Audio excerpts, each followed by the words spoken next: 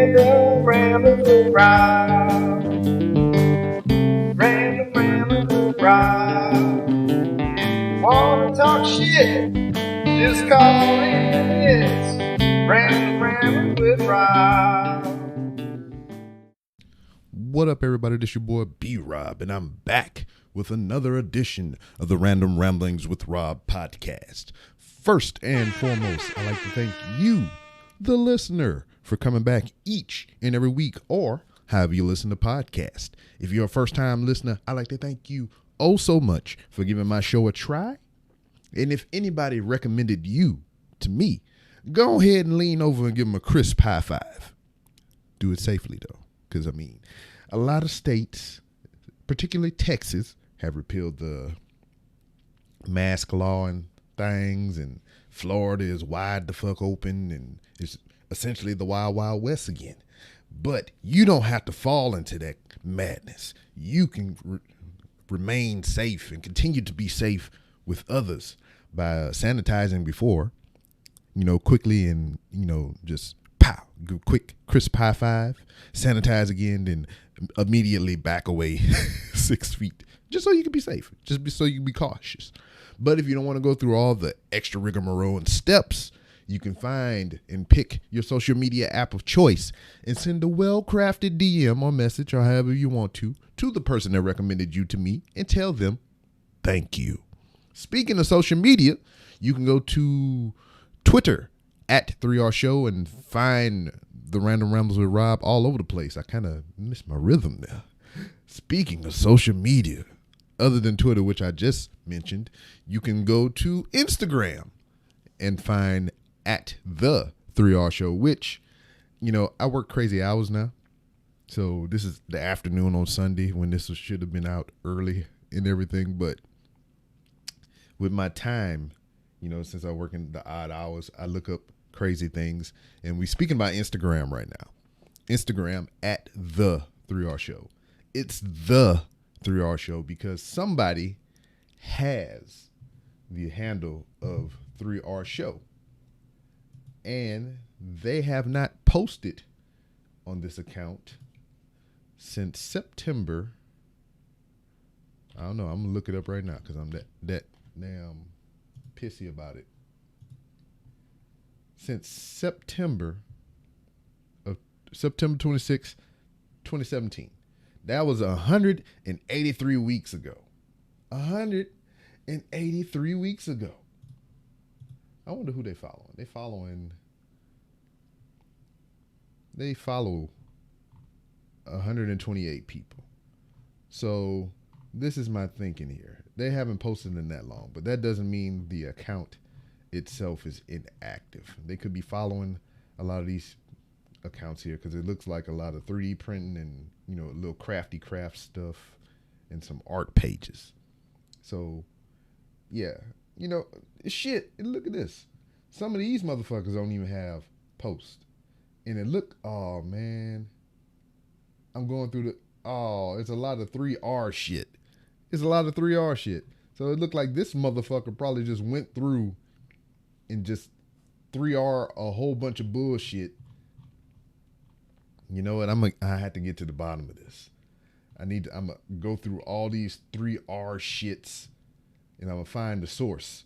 We need to get this worked on, man. Cause I want the 3R Show handle on Instagram. But what I was saying before I just, wow. Well, let's see. 18 people follow this account. So all right. So we're going to uncover this mystery. We're going to find this shit out. Since, I do have some time to, just ponder and think and be petty about shit. I went to I forget what it is, the trademark and patent thing, and I put in a bid for 3R Show to get it trademarked. So if I can get it copyrighted and trademarked, or either or, I'm gonna send that in to Instagram and tell them to give me my shit back. And matter of fact, I'm gonna go to I'll probably change my website from randomrob.com to 3rshow.com because apparently I think that is owned by somebody. So if I type in 3rshow.com, I don't know. It don't look like anything is coming up. It looks like one of those weird limbo things. But I want all my shit. God damn it. I want it to be easy and convenient. I want it to be all the same across all platforms. You sons of bitches. Yeah, Instagram at the 3R Show. For now. Surprise, motherfucker. So, yeah, you can do that. You can find me on various social media platforms. And for now, until I get this 3R Show shit straight, you can go to randomrob.com and find many different ways that you can help support the show. And you can see my illustrious guest list of people that have joined me on this podcast throughout the 5+ year span. And if you are unaware, we just had the 5th annual Ask Miss B-Rob show. That's to where once a year my wife comes on the show for my birthday. We do a special birthday episode to where she answers all the questions that you all submit. So that was a great thing. We did it live for the first time on Twitch and Facebook. So that is up right now on the YouTube. And hell, I'll put a link for it in the description so you can see that. And yeah, giggity goo. Matter of fact, I need to update randomrob.com because for the month of March, I had a merch sale, which none of you took advantage of. So LOL sad face. But most of the people who rock my merch anyway already bought merch. So I don't think they wanted to spend extra money on extra shit. So I can understand that, being somewhat of a frugal man, which I am not. I lied. I'm impulsive as fuck. I just bought a embroidery machine the other day, and I don't know a goddamn lick about sewing. None whatsoever. I don't know a goddamn thing about any sewing. And yeah, it's going to be a journey. It's going to be a process. So I guess, you know, I'll post about it so you see my fails. I've already broken 2 needles on the goddamn machine trying to do the embroidery function. I just tried to do some simple text, but I think I may have threaded the machine too tightly, had too much tension on it, so it pulled the thread and snapped 2 of the goddamn needles that I put in that bitch. So yeah, like I said, it's a learning process. The whole purpose of getting the embroidery machine sewing machine was, you know, I bust a lot of my clothes, the limited amount of clothes that I have, because I don't buy a lot of shit because I was brainwashed in the military to wear the same shit every day. So I don't buy a lot of clothes. And for 16 years of my life, I wore the same shit every day. So I didn't buy a lot of clothes. So the clothes that I do have are sacred to me, and I try to maintain them. And the sewing machine is to help my wife sew my shit. So, because I'm kind of rough on clothing. You know, it's the military lifestyle, man. When I was in the military, you just run through shit.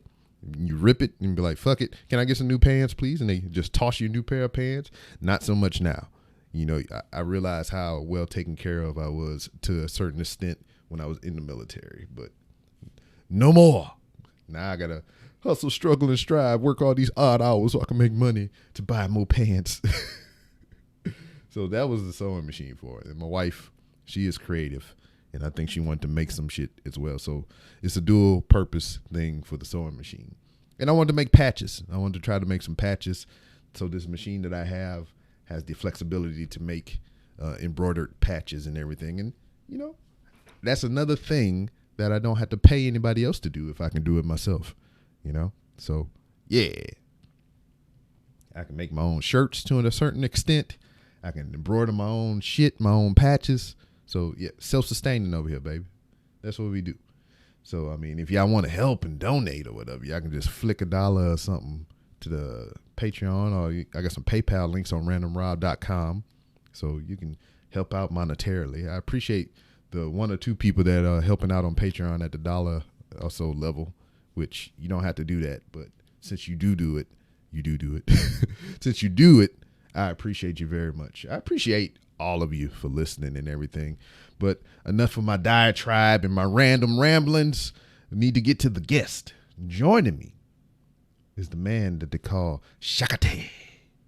I found him on Twitch. You know, that was that little stint of time that I was doing the streaming and everything, which I'm going to get back to eventually, but it's just kind of hard to do because, like I said, I got a new work schedule. So I am very fucking tired when I get home. I freaking work my odd hours, and I get back in the house. I kiss my wife on the face before she leave to go to work, and then I lay down, go to sleep, wake up, do a little bit of exercise, fix me a drink, a protein shake, and then I'm dressed and I'm out the door and back to work. And it's a vicious cycle, man. It's just fucking crazy, right? Your life is just to work so you can live. I'm getting tired of this shit, baby. But maybe there's a position that may present itself here soon that will allow me more free time to do things and whatnot, to use this shit that I spend all this goddamn money on and have no time to use it. I bought another fucking drone that you seen the video on the Instagram where I crashed it into a tree, but I can't get my reps in, can't get any practice because I'm sleeping all the goddamn time because I'm working all the goddamn time. I bought a 360 GoPro camera, almost on the verge of buying another GoPro camera because they're so goddamn cheap, and I'm so fucking needy for technology that I can't use shit because I go to work all goddamn day and night, and then I come home and I go to sleep, then I wake up and go back to fucking work. So normal plight of an American citizen, fortunate enough to be working in this time, even though those times are slowly coming to an end because Texas and Florida and states of the like want to open the fuck up when we're not 100% vaccinated and fully safe. But then again, some people don't believe in the vaccine hype. They think they're going to turn into a robot, get 5G, Wi-Fi, transmitter chips put in their arms or whatever the fuck. But hey, I tell you why I got my shot. My wife has a compromised immune system. She has a strain of cancer or whatnot that fucks up her immune system. You know how cancer work or whatnot. Well, she had it at a time, and it's touchy situation right now. I don't really speak about it too much, but her immune system is compromised, and if this can provide an extra layer to keep her safe and whatnot, this is something I got to do. Then I got kids in here and shit. So I mean, if I can just lower that percentage of infection, I got to do what I got to do. So I'm all doped up. I got my second shot Friday and everything, and I'm good. So got my 2 weeks respite period, and I should be good to go. Man, and this is another thing. You motherfuckers, I ain't saying you particularly that's listening, but you might be. Some selfish sons of bitches, man. I'm at the VA hospital. They're doing what they can to get us all vaccinated and whatnot. And no lie, it can be inconvenient. And I know everybody's schedule isn't flexible for certain things, but it is what it is. We got the first shot. And it was like a drive-through, hey, we got the shot. And if you come here between the hours of 12 and 4 p.m. drive-through, we can give you a shot for free. So that's what I did. I sat in line in my car for an hour and some change to get this first shot. When you get the shot, they give you your card and they tell you when to come back. So the next time you come back it's appointment. So it's like, hey, come back here this day at 12:15. So I had to go back Friday at 12:15 to get my second shot. And it's an appointment. So I had to move things around, make sure that I was available so I can go here at 12:15, the time that they told me to get this second shot. So as you would expect, it's a blanket time. It's a blanket scheduling. And it's just like, hey, this group of people show up at 12:15. This group of people show up at freaking 12:30. This group of people show up at 1 o'clock. And you know how that shit goes. So we there, we waiting. I show up a little bit before 12:15. I check in. I take a seat in the designated area that they tell me to. And we doing this shit. We just waiting. And I know this is how it's going to be because the military has trained me to hurry up and wait. So I know this shit is going to go down like this. This is why I made arrangements at work. This is why I took off. And so I could do this because I knew I wasn't just going to walk in at 12:15 and be like, here's a shot. Go on about your business. So we waiting. So it's about an hour. And we sitting there, we getting close. They're moving us around, getting us into position to, you know, they snaked us through the building. You know, we sit here, then, you know, they do a group of people with shots. They move us to another section, get a group here, sanitize in between. And, you know, they're taking precautions. They're being safe. And apparently this is a satellite station where they're administering the shots. So they have to go into the main facility, get the shots from the lab, bring it to the satellite facility to administer. So that's another reason why it took so long. They bring in a limited amount. They use up all their shots. Then they had to go back to the main facility, get more, and bring it back and start all over. So that's a part of the reason why it took so long. Didn't make a damn to me because I was going to sit there and wait till I got my shit like I'm supposed to. So hour and some change passed by, and we getting closer to the shot section. You know, they moved us around into position, and this dude is like just kind of antsy. You watching a movie on his phone loud as fuck, inconsiderate to everybody in there. We don't want to hear the shit that he listened to. But the lady coming there, she's like, hey, it's going to be a couple more minutes. We're going to get you through here. We ran out of vaccine, and we had to go get some more. We had to go make some more. That's some of her words that she said. And this dude is like, well, what the fuck? You know, been here for over an hour. You told me to be here at 12:15. I took off work and yada, yada, yada. And, you know, he just very, very pissy about the situation. And the lady was just like trying to explain to him that this is not a big deal. The building that we have to go get the vaccine from is next door. I mean, I understood it. The people around us understood it. The way she was saying it, you know, he wasn't really hearing because he was so fucking pissy that he had to take off work and do all this other bullshit because he kept saying that shit. Man, you told me to be here at 12:15 and I had an appointment and I took off work for this and I got to be back to work and yada, yada, yada, yada. You know, just being a dickhead about the shit. And she's just trying to explain to the dude that, hey, we can only bring so much down here at a time. You know, they're making it in the main facility. When we run out here, we have to walk over to the next building, the main building, go upstairs to the third floor, get the stuff, bring it down in here, set back up, and give you shots. So you just deal with it, you know? And he was just like, who's your manager? I need to speak to your manager. So the lady was like, okay. She step out, another lady come in, and she's like, how can I help you? And he just started bitching again. I took off work. This is some bullshit. And just like, and she kind of tried to explain the best that she could in sassy black woman voice. Hey, motherfucker, we making this shit. And when we run out, we got to go get some more. You know, she wasn't cussing. She was professional, but sassy at the same time. And this dude was like, who is your manager? She's like, I am the manager. I am the, she's like, well, who is your boss? And he's like, my boss is at the drive-through vaccination site giving vaccines. So if you want to go sit in the drive-through and waste more of your time, you can go sit in the drive-through. His name is such and such. Go talk to him. Otherwise, you can just sit right here. So she walk out, and no less than 15 to 20 seconds after she step out, they rotate us in to the section so we can be next to get our shots. And then, you know, less than 30 seconds after that, we were rotated again, and he was sitting in the chair getting his vaccination. So if he would have just held his fucking tongue, minded his goddamn manners, he would have had his shit. He just, I don't know.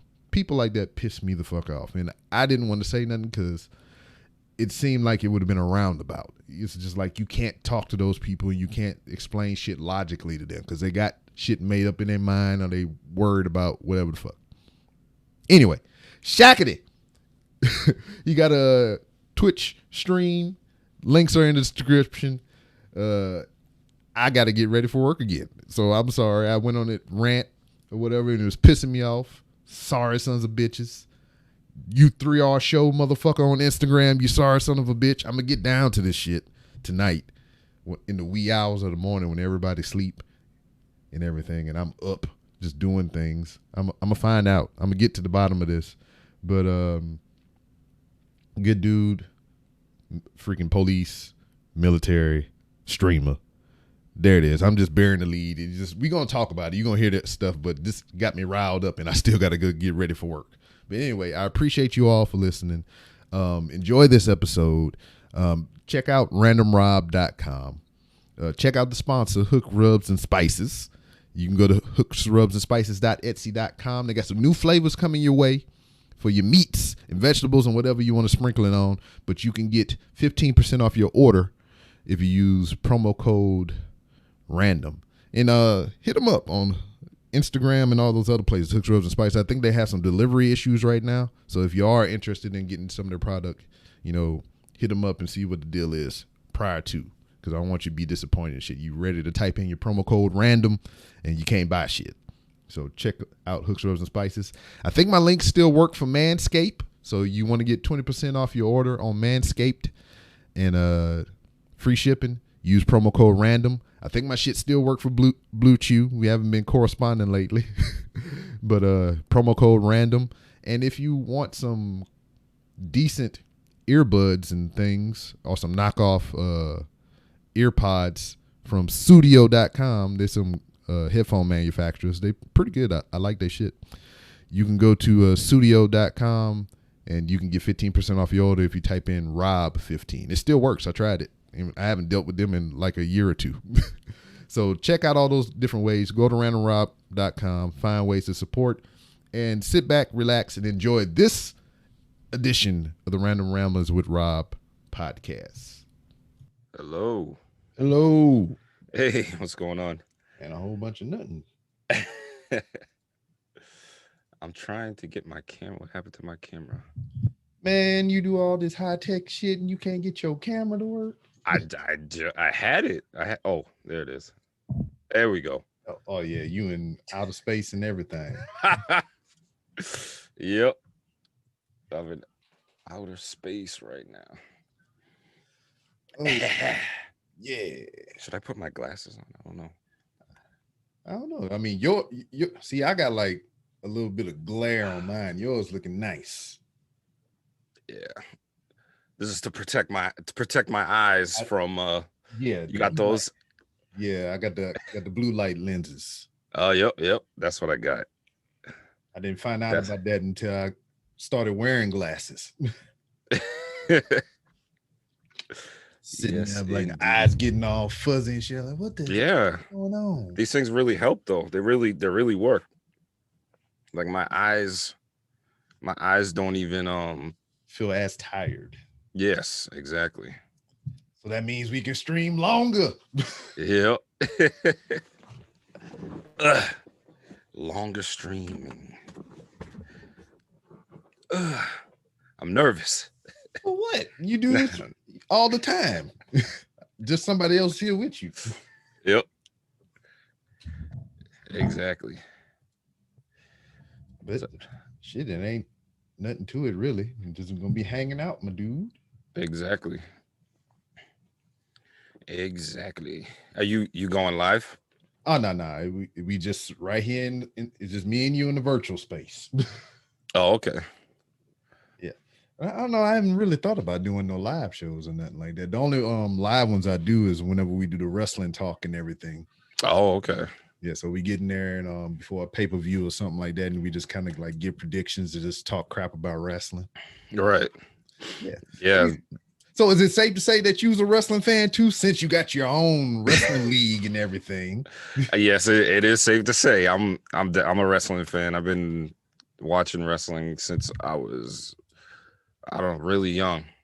I remember my earliest memory, like I barely remember it, but it was Hulk Hogan. At the time, I didn't know who he was facing, but it was a King Kong Bundy in a steel cage match. Oh, word. That was my earliest memory. All I remember is Bundy holding.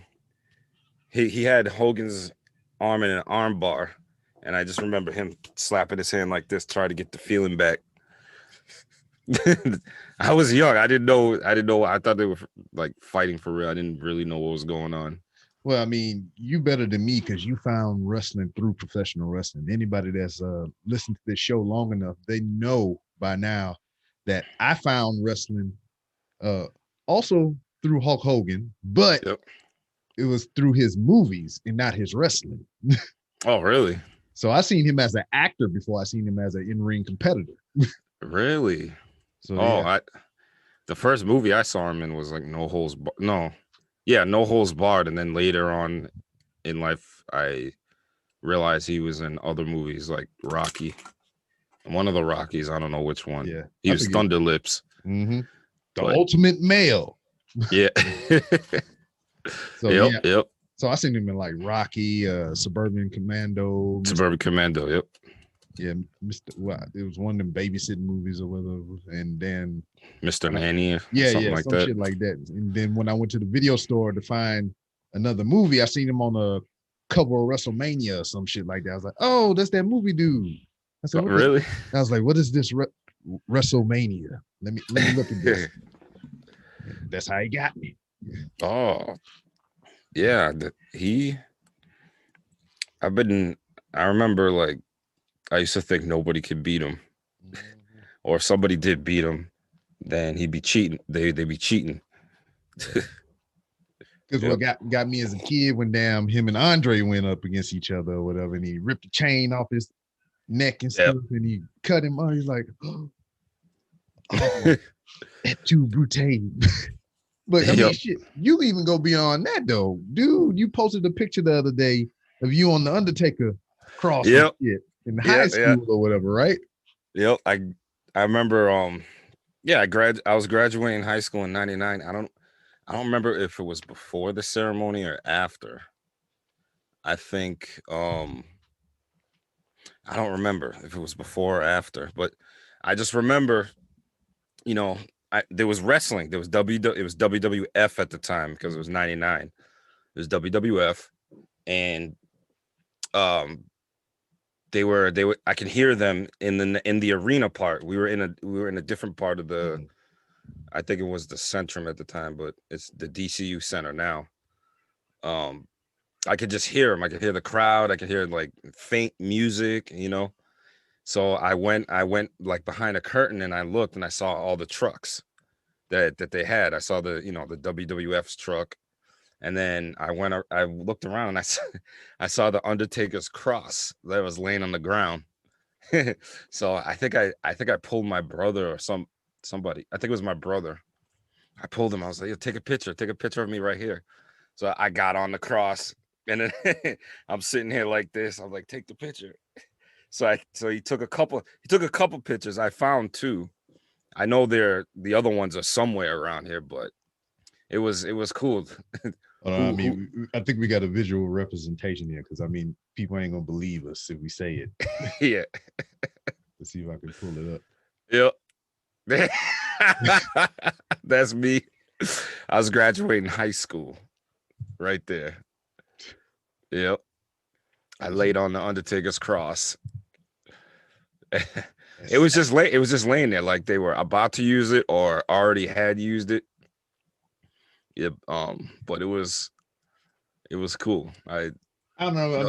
You're right to do what you did because I know I probably would have did the same thing. I would have laid across it or did something, or stood by it and pointed at it. I did something.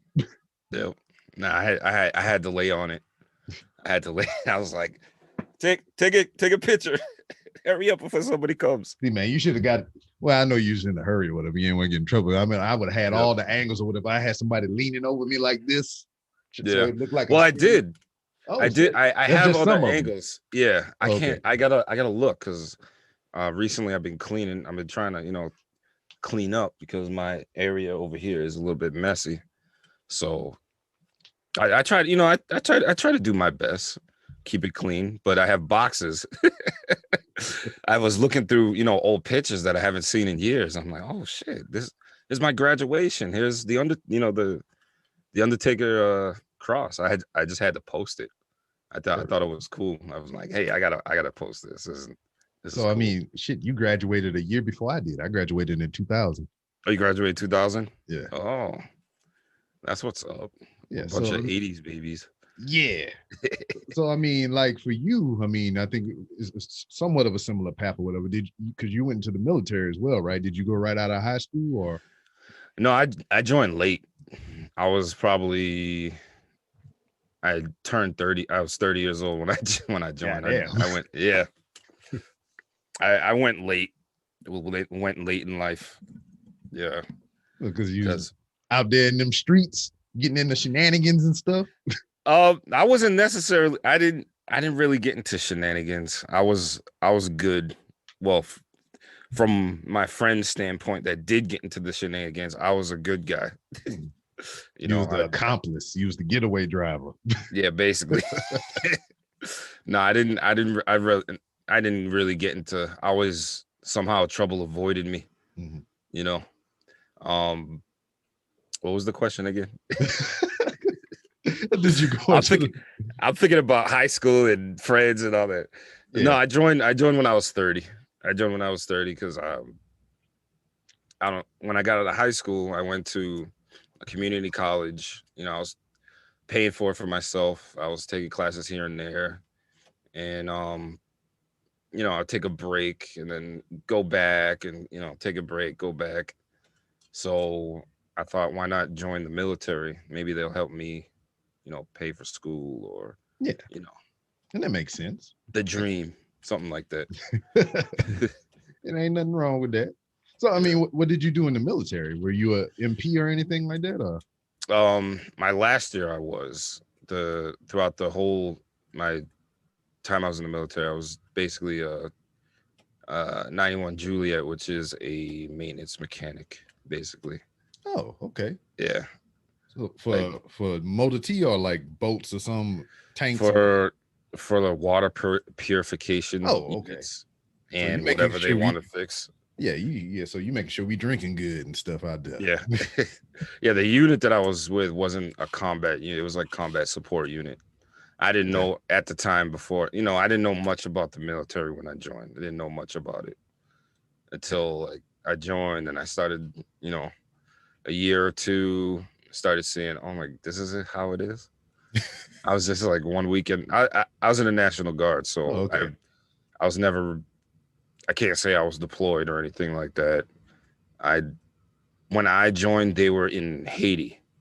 Mm-hmm. They were doing the I think there was a storm or a quake in Haiti. Yeah. And they went over to go give them fresh drinking water. And at that time I was joining. I was visiting the unit. You know, they told me how, oh, this is what you're gonna be doing. You're gonna be doing this. This is your job. And then when I got there, it was like, hurry up and wait. You know? Oh yeah. I mean, that's the same story, man. Yep. It's the same. I didn't know. I hear people tell me, but to experience it is I just had to experience it for myself, I guess. You know. Yeah. All right. We got a daggone fly out of here at 06. So everybody gonna be there at 3 a.m. So yep. Get accountability. Yeah, we're gonna draw weapons at 03. The weapons don't open until what 06, 07. They want everybody there 15 minutes prior. 15 minutes prior to 15 minutes prior, because exactly 15 minutes prior, you late. Yep. That's it trickled down like that. From the captain to the lieutenant to the everybody. Yep. Sergeant Major, the first sergeant. They used to kill me though, man, because I mean, when you get a little longer in the tooth or whatever, you get a little time up under you or whatever, you start strolling in, taking a couple of little liberties here and there or whatever. Yeah, you find out real quick. I mean, I think formation will be at 7. Yep. I show up at like 6:55. Oh yeah. Everybody already out there and standing there, and I just kind of stroll up or whatever. What the fuck you was at? I was like, hey man, it ain't 7 o'clock yet, baby.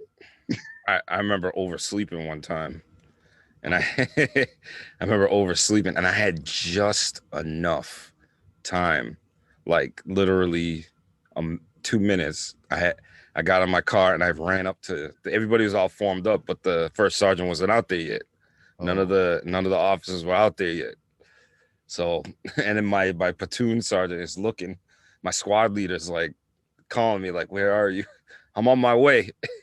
So I pull up. I didn't even get my stuff out when we were going to drill. I pulled up, I ran up to formation, and they're looking at me. I get in the back of the line, and not even like a couple seconds later, the first sergeant and the lieutenants and everybody come out. Man, I just made it. Just made it. I tell you what, man, that's like the worst feeling ever to be late. Yes. And it's so much so that it's a thing that's ingrained in your mind for so long. It's just like, I remember, and my wife can detest this. We started dating and everything, and I would go spend weekends at our house and shit. Yep. So I remember I went over there Friday night. We hung out all Friday night, and whatever. So tomorrow, Saturday, I'm off. Yep. But I just woke up with this freaking overwhelming rush, and I was like, I'm late. And I woke up, I'm getting dressed and everything. I'm like, oh fuck, I'm gonna be late. And she's like, it's Saturday, right? And I was like, oh shit. You go back to bed. Man, fully clothed, boots on and everything. I'm like, oh. That's crazy. I did that. Similar thing happened to me, not in the military, but when I was going to school or work. I would it would be the weekend or I forget I took that day off. Yeah. And then I use the vacation time or something, and then the alarm will go off and I'll wake up and I'll start getting ready. Or they'll call me. One time they called me like, are you coming in? And I'm like, huh? Why am I still in bed? I usually get up. What? My alarm didn't go off. And then I'm getting ready. And then I realized, I'm like, wait a minute. Nah, I used the vacation day. I'm off. It was they messed up. Yeah. I'm off. I already talked to the lieutenant about it. Man, but that's so, oh man. My shit is kind of pounding right now thinking about that. But man, this is like, so you never deployed or anything like that. But how long did you were you in service? I'll say 8 years. Hey, okay. It's a nice round number. I mean, shit, you eclipsed 9/11 and everything. So I mean, they never pulled your unit to do nothing at all? Nope. No, it was I think it was after 9/11. Yeah, September. I started basic September 2011. Okay. So it was from 2011 up until 2019, like towards the end of 2019. Okay, so that's when I got up. Fresh then. Yeah. So I mean, so you did that.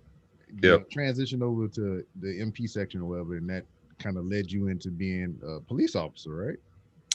Yeah, I went to like I did that on a civilian side. I didn't really go to MP school. I was training. Like I was with the MP unit. I was doing everything.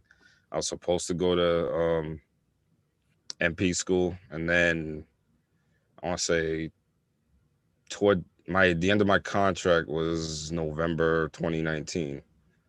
My mother ended up getting sick. Oh, okay. And she passed away in August of 2019. Probably let me see, like 3 days after her birthday. Sure. And that was like really hard for me. It was difficult. So I ended up taking those last 2 months off, and then I was supposed to take a PT test, to re-up on my contract, and I didn't end up doing that. So they just let me go, and I was okay with it. I was just in a different mind frame around that time. I didn't really Yeah, I mean, Like, wasn't even stunting, man. You got yeah, bigger things to worry about. right. So I ended up what is it? It was 2018. I went into like a reserve police academy. So that's how I got my. I tell you what, though. I mean, you better with your time frames than I am, because I'm like, man, I remember. I got to try to remember an event that happened so I can kind of remember the year. I was like, all right, so this happened this year. So, all right, yeah, that's the year I did this. Yeah. I don't know why everybody asked me, how do you remember the years and everything? Because I remember, like, when I was in school, if I hear a song Nah.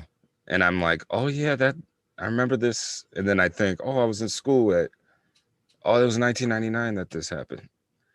Because I'll associate with a song or a feeling, or with, and then I remember the year. I don't know why, but yeah, you talking 20. about you talking about feelings and stuff or whatever. I'm just a cruel bastard. I don't remember. Can't remember my feelings. I don't talk about my feelings that much. Yeah. Just ball them up, put them inside. Yep. Like a real man do. Exactly. But yeah, you did the training camp and everything, and you just 2018. I was in, like, they call it a reserve intermittent police academy. Mm-hmm. So I did that, while I was in my other unit.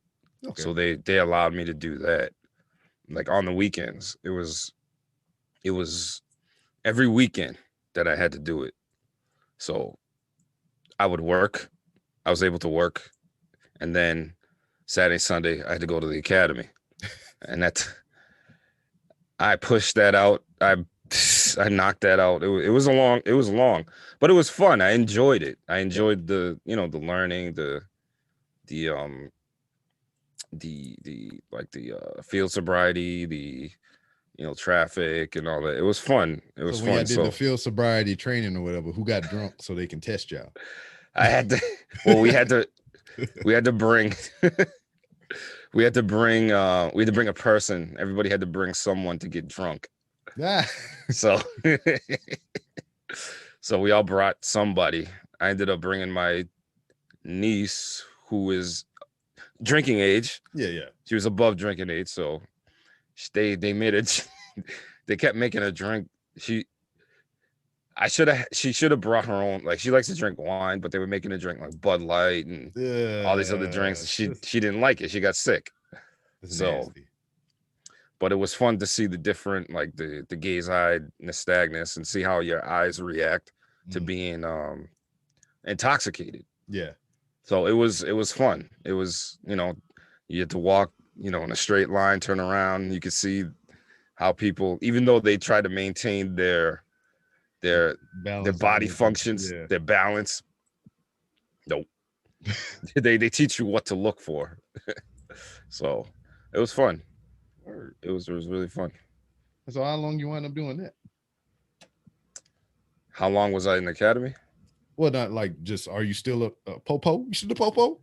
Yeah, I basically campus police from one of my local, hospitals. Oh, that's a good gig. Yeah. On campus, like the colleges have campus police. Mm-hmm. Some of the hospitals have, campus police. That's what I do. I'm a campus police. Word. My old lady was a cop after she got out of the military as well. Oh, good. And I remember when we were dating, I would go visit her. I mean, this is the current theme of us. I would go visit her on the weekends and stuff. So she was for her complex, apartment complex, they let her stay there for free as long as she did the security for them or whatever she did. Oh, okay. Checks and there you go and stuff. So I was like, word. For free? She stayed there for free. For free. She get paid? They should. Yeah, I mean, yeah. Paid her, right? Yeah. Well, no, okay. I mean, that was her payment. She got to stay in the apartments for free. I mean, there you go. So I would go visit and everything, and she was they upgraded her apartment. She moved to another one in the same complex. Nice. So I'm helping her move and everything, and they had these little kids walking through the complex, and she was like just eyeballing them or whatever. And she was like, "Hey, Yeah. who are y'all?" Because she didn't know him from the neighborhood.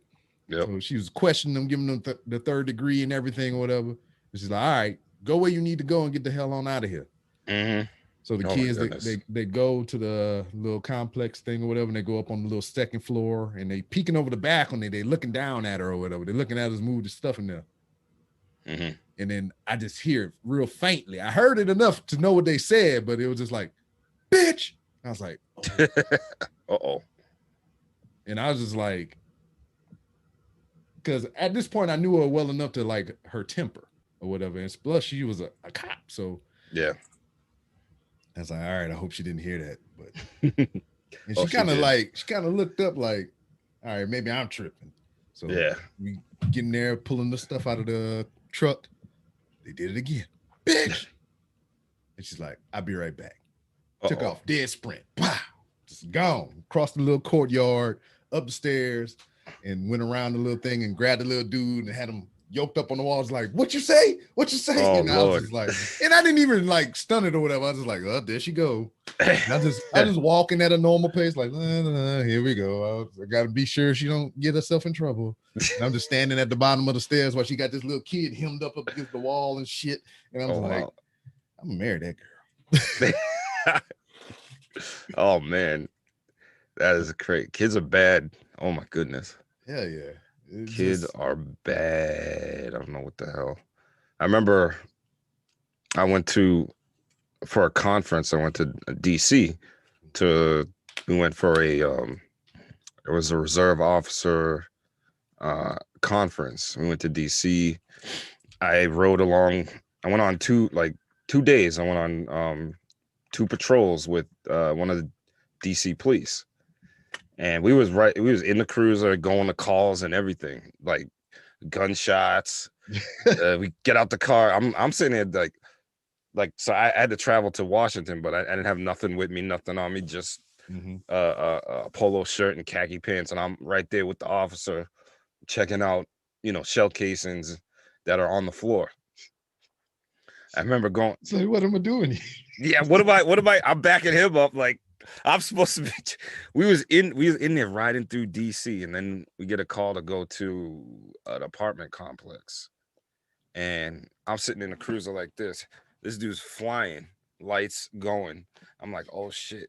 I was like, You know that like feeling? You like Will Smith and Men in Black and shit. Just like, Yeah, yeah, just like that. And you know that feeling you get when you're not in control of the vehicle and it's just going every which way, and you just like you want light and everything in the chest and just like, oh yeah, that's how I felt. But speaking about the bad kids, we got out of the car and there was a group of them. They were saying every kind of name in the book to the officer that I was with. Every time we walked by, they would fuck. I don't want to. Yeah, like, I mean, you effing pig, F you. And then I don't know. I happened to look at one of them, and he looked at me, but it didn't say anything because I looked like a cop, but I didn't have anything with me. I looked like a detective or something because I was wearing khakis and a polo shirt. But he didn't say anything to me. He was yelling at the other uniform officer. I'm just like, these kids are crazy. So what was it? A group of us? Yes. It was a group of us. The cop that I was riding with, he didn't look like us. Oh, okay, You know yeah. So that's kind of the feeling the vibe I was getting. I was just like, yeah. So he looked at me. He didn't. When he said something, I just looked over at him, and he looked at me, but didn't say anything. I kept walking because most of the cops in DC, they look like us. Mm-hmm. There's some of them that don't, but I guess there's rules out there in them streets. There's rules, yeah, exactly. I went to DC one time, mm-hmm. and it was not planned at all. I had a guy that I was real cool with in the military or whatever. We would keep touch even whenever I left the duty station that we were in together. I would keep in touch with him. I went to Iraq, and I was emailing him, just keeping up with him, seeing how everything was going back in the States and shit. and just all of a sudden out of nowhere, I just stopped hearing from him. Yep. Like I couldn't get a hold to him on the phone. I couldn't get a hold to him via email. Even when I got back to the States, this dude was nowhere to be found. He just like he dropped off the face of the earth. Goddamn Thanos snapped him. He was gone. and that went on for years. It's like I couldn't find this dude, man. And we got into the game. That's when Words with Friends came out on mobile. So everybody was playing. And you know how you can go through your contacts and, you know, invite people in your phone to play the game. All of a sudden his name popped up. I was like, oh, the fuck? And you can do the little in-game messenger or whatever. Yep. That's you? He's like, yeah, man, want to play? I was like, what the mean? Fuck, you want to play? Where you been? You just disappeared for years, and here he is playing Words with Friends and shit. You talking about, hey, you want to play?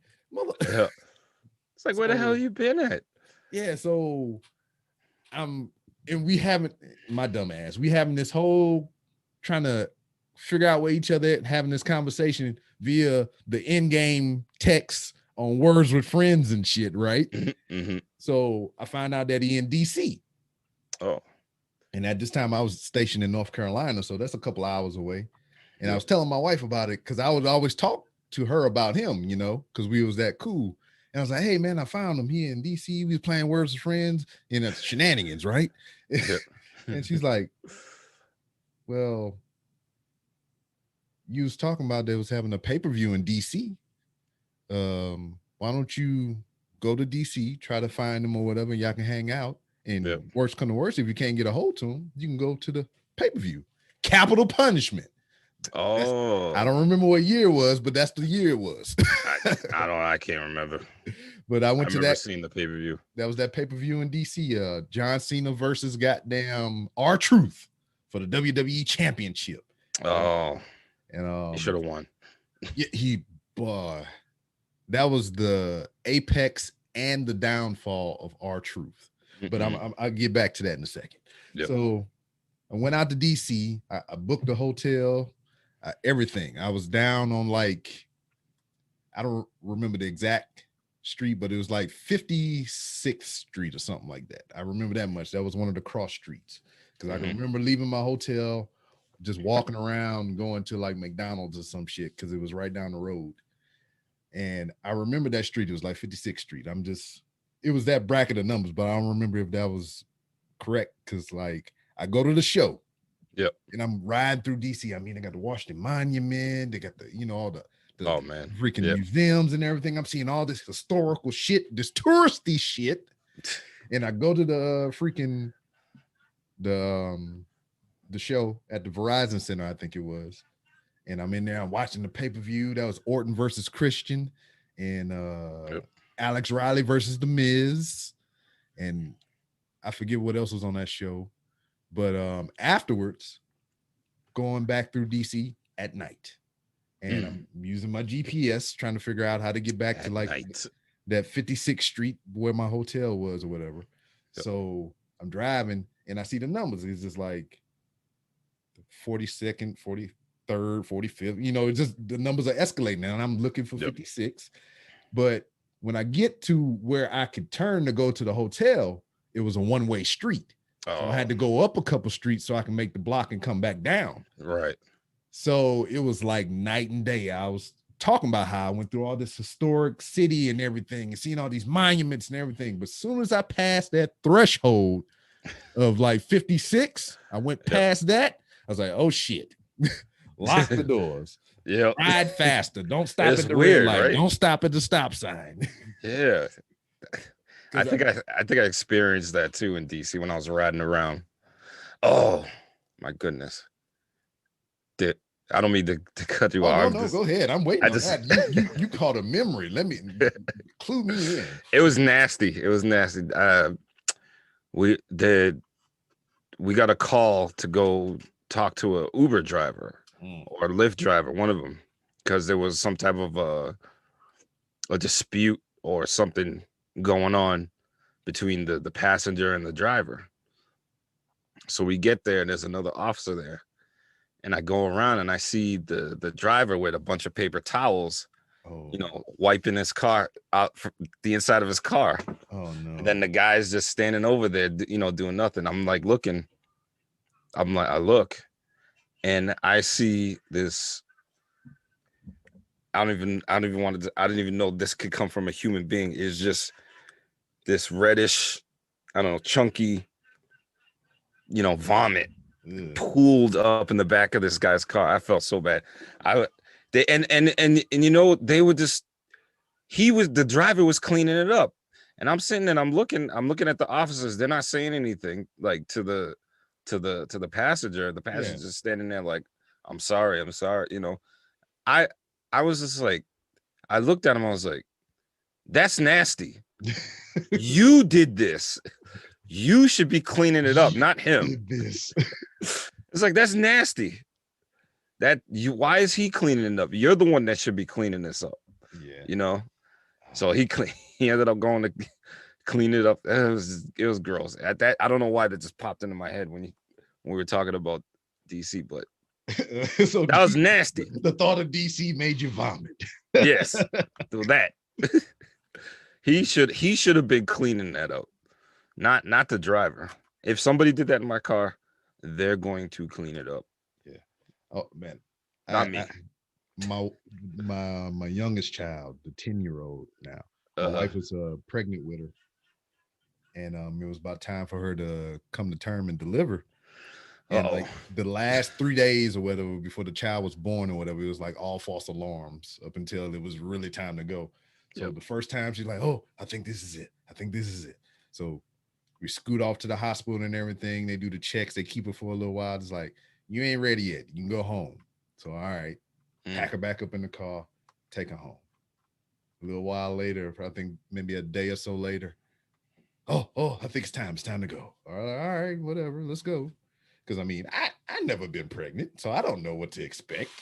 Yeah. I mean, it's a being inside your body or whatever. I put it there, but I don't know nothing about it, anything else. Yep. So load her up in the car again, scoot off to the hospital. Same thing. Send us home. Mm-hmm. That last day, that third day, she's like, I don't give a shit what they saying. They're going to keep me, goddammit. And this child is coming out of me. I was like, all right. Right now. You the boss. So this is my third child. And, I got two older ones from another marriage and shit. So I missed the first birth. My son was a C-section. Mm-hmm. So this is like the first one, my youngest child, this is the first one that I've been through the whole gamut from beginning to end, putting it in there and then watching it grow and then seeing it come out like beginning to end. That was the first time out of all three of the children. And we get in there and I think she was looking up stuff. She was like, how to induce labor, how to make the baby come, whenever you're ready or whatever. So, people say like drink hot water, drink some ginger ale, or something. You do exercises, fuck something, and somewhere she read orange juice or whatever. So orange juice. So I don't know. So she chugged some orange juice or whatever. She's like, this baby coming out of me. I ain't leaving the hospital till it come out. That's all right. Mm-hmm. So we in the car and we riding, and you belly out here and shit, just and I see her kind of rocking and everything. And I've been with her long enough at that point to know when she's going to get sick or drunk or whatever. I've seen those experiences. I had to hold her hair at one point. And I seen her rocking and she started looking for the button on the window, and I'm sitting over here trying to hit the button on my window, like and like I'm rolling it down and she rolling it up. I'm like, and we fighting each other in the window, just like, and she just blah, orange juice everywhere on the window. And then since the window was halfway down, it went down in the crease of the window, went in the door jamb down up under the seat. I was like. And she's like, I'm so sorry. I was like, you can't help it. It's all right. And it was like, I couldn't be mad. I wasn't the Uber driver, and there was some stranger I could yell at. I was like, I understand. I mean, I'm the reason that you're like this right now. So I mean, you consented, but still, Mm. and she just all in the car, man. He was and a then bit they had like, to sit there because I couldn't just go drop off in the hospital and go back out to the car and clean this shit up. So I'm just like, yeah, oh Lord, it sat there like overnight, got kind of Yep. hard and everything. Then I got rid of that car. you got rid of that. Yeah, I got rid of that car.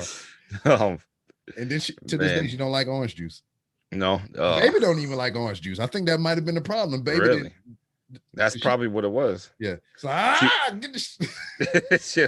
she overloaded with orange juice. Not just a little bit here and there. She took too much. Yeah. It took too much too fast, too quick. But man, and then another time, unpregnancy related. Yep. When I was a young service member myself, yes. I was a single man. My first marriage dissolved and everything, and my kids wasn't living with me at the time. So I was out doing young man shit because I was in captivity by marriage and I couldn't go out and spread my wings and shit, So I was out there living the nightlife, going to clubs and doing all kind of stuff. And I got towed up one night because my friend lived here. Yep. The club was literally around the corner and down the street from their house. So that's bad. I drove the car there, got towed up at their house pregame, and I drove to the club for whatever reason. And then I got towed up inside the club. So young lady that I had been frequenting here and there called me up.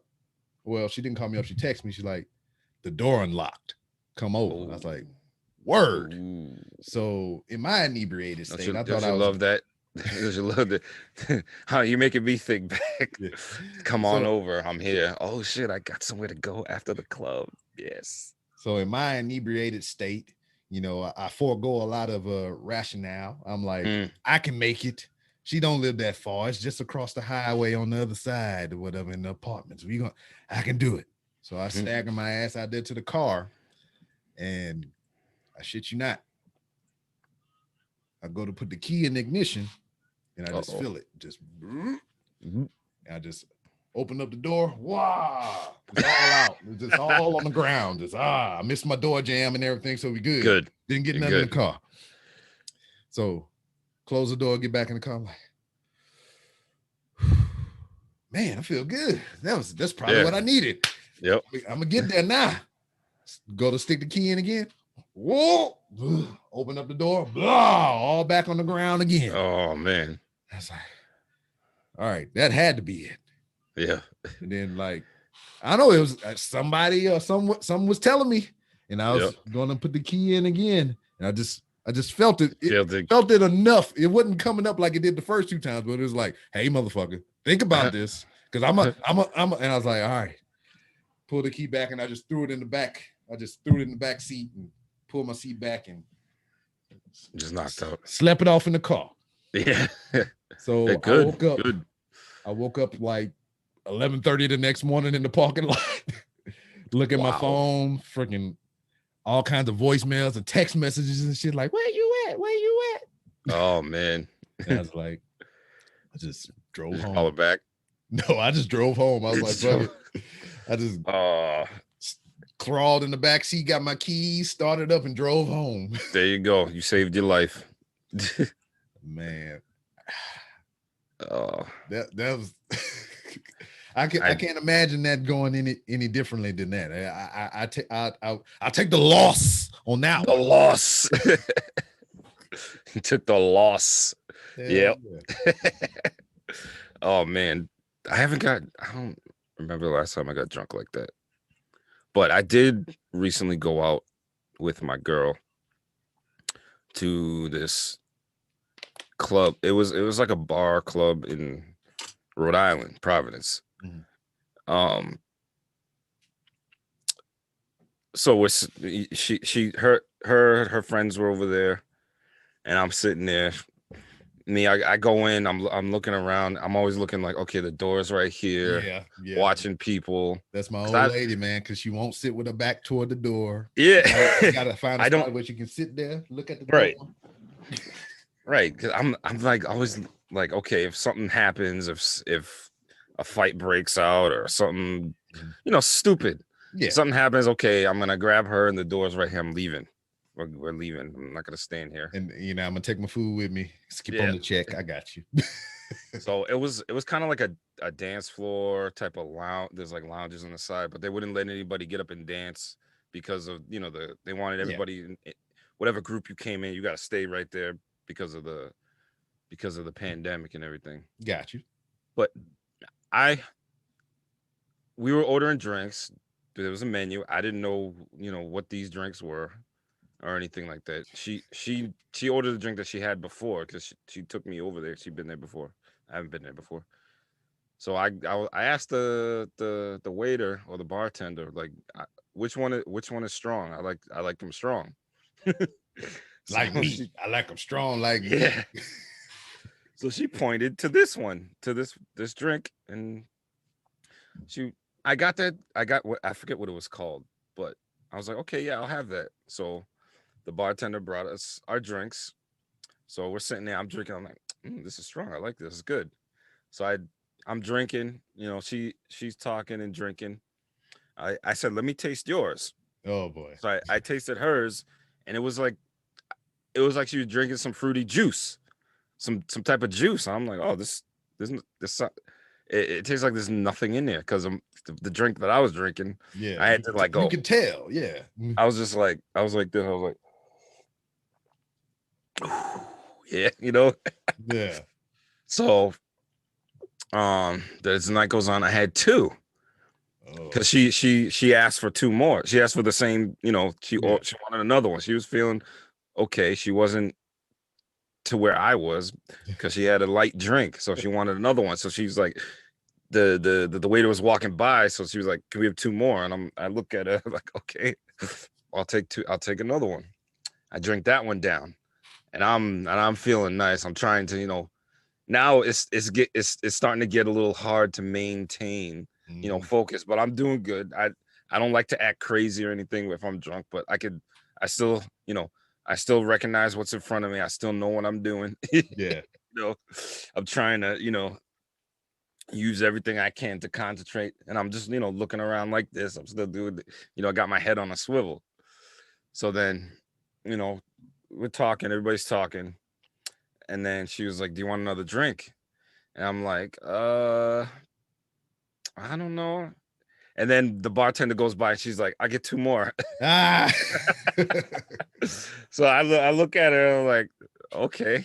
So then if my old lady doing that some stuff, there's some shenanigans afoot. She knows something that I don't know. She's like, all right, you gonna get home and we gonna have this conversation real quick. So she went two more, and I'm just like, okay. So I'm drinking a drink, and I'm like, you wanna taste this? So I give it to her. She goes and tastes it. She's like, oh my God, this is strong. And she's looking gasoline. At me like, what is this? Yeah. She's like, why didn't you tell me that? I was like, I don't know. We having a good time, baby. Yeah. That's all it is. I don't know. She's like, why didn't you tell me? How are you gonna get home? Because as soon as she tasted it, she was like, oh God, this is so sad. She's like, how are you gonna get home? How are we gonna get home? How are you gonna drive? You gonna be okay? I'm like, yeah, I'm gonna be fine. So then she goes and she's like, orders me a water. So I'm like, okay, all right. I drank the water down, and she looked at me. She's like, you're not okay. Give me another water.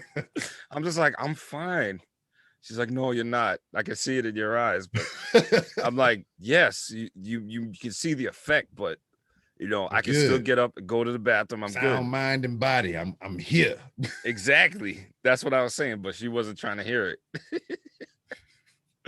She was not. So nothing happened. No, nothing bad happened, but I shouldn't have, but I should have waited a little bit.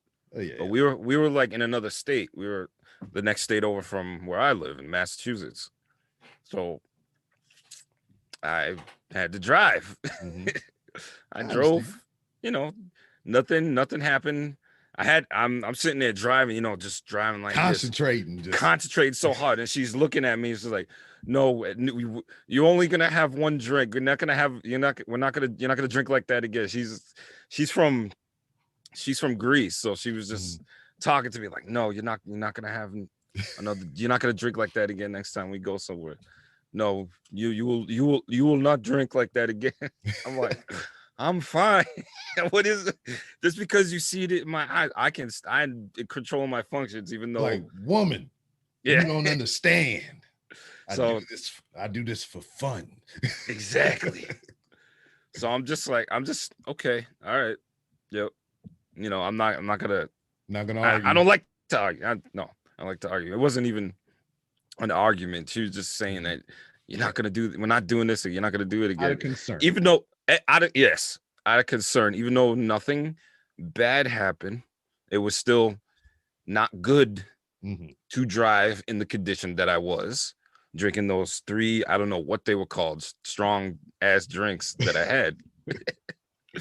It wasn't a good thing to do. Nothing happened, but the way I was driving, I'm sitting there driving. She said, I thought I was, going in the line. We had to go down this long stretch of road, highway. It wasn't really a highway. I wouldn't call it a highway. It was just a route. So she said I was drifting off into the lane, but coming back. I should have used, my car has lane assist. I should have pushed that button, but I wasn't thinking of it. I was trying to go home. I was trying to drive home. I'm sitting there like fighting. It felt like I was falling into the clouds. They were coming over me like this, but then I'm, using everything that I had to pull myself back. No. I had to pull over. I had to use the bathroom. I pulled over. I just laid like this for a second. I'm like, okay. I had to, because it was hard. I'm sitting there trying to fight, pushing back the effects of that alcohol, whatever it was I was drinking. I'm pushing it back. I'm concentrating extremely hard. I'm Iron Man, damn it. I can do this. Yes. I wasn't going to let it invade my mind. No. Oh, no. That wasn't going to happen. It wasn't going to invade my mind. Because I can tell you, man, it's just like not even alcohol related. I can just remember trying to be young and fast-assed and everything, trying to chase all these women's and shit. I would go, my thing at first, when I was easing myself back into dating or, meeting women and everything after my divorce, it was just like, all right, I can only do this shit on the weekends or whatever, man. I got to concentrate on work during the week and everything. And then, the urge starts hitting you and everything. My loins is yearning for it or whatever or whatnot. And so, old girl will be like, hey, you can come over on a Tuesday or some shit like that. I mean, you live like 45 out. Then, I'm going to be there if I have a long day. I got to come 45 back. Then I got to get ready for work in the morning. Is this worth it or whatever? And she was like, and she talked that shit and like, all right, it's worth it. I'm gonna go. Nope. I was like, I know if I gotta go to bed right away. If I leave your house about 3, I can get home and sleep long enough so I can get a formation and I can be good. I can make it. All right. We're gonna do this. So I make the journey or whatever. We hang out. We do grown folk stuff. Yes. And then I can remember one night in particular. I was driving home, and this was in South Carolina. I think I went to I was stationed in freaking, where was I? I was in Beaufort, South Carolina. Beaufort. I hadn't went to Paris Island yet. But Charleston, South Carolina it wasn't that far. Like if it was a weekend, but on a weeknight after you worked all day and so it was one of them things. I made the journey out to that old girl house. We hung out there in Charleston. And then I had to turn my ass around and come back home after all the exhilarating workouts and everything. Yeah. And I remember we didn't drink. We didn't none of that. We just other extracurricular activities. Oh, yes. And I'm sitting there and like you were saying, I'm driving home. And it was kind of like. It was like a tiredness. I'm just tired. And no shit. And I swear it's a 2-lane highway on a certain part of this stretch. So it's only traffic going one way and the traffic going another way. Yep. I fell asleep. Mm. in the middle of the road Oh. with my foot on the brake.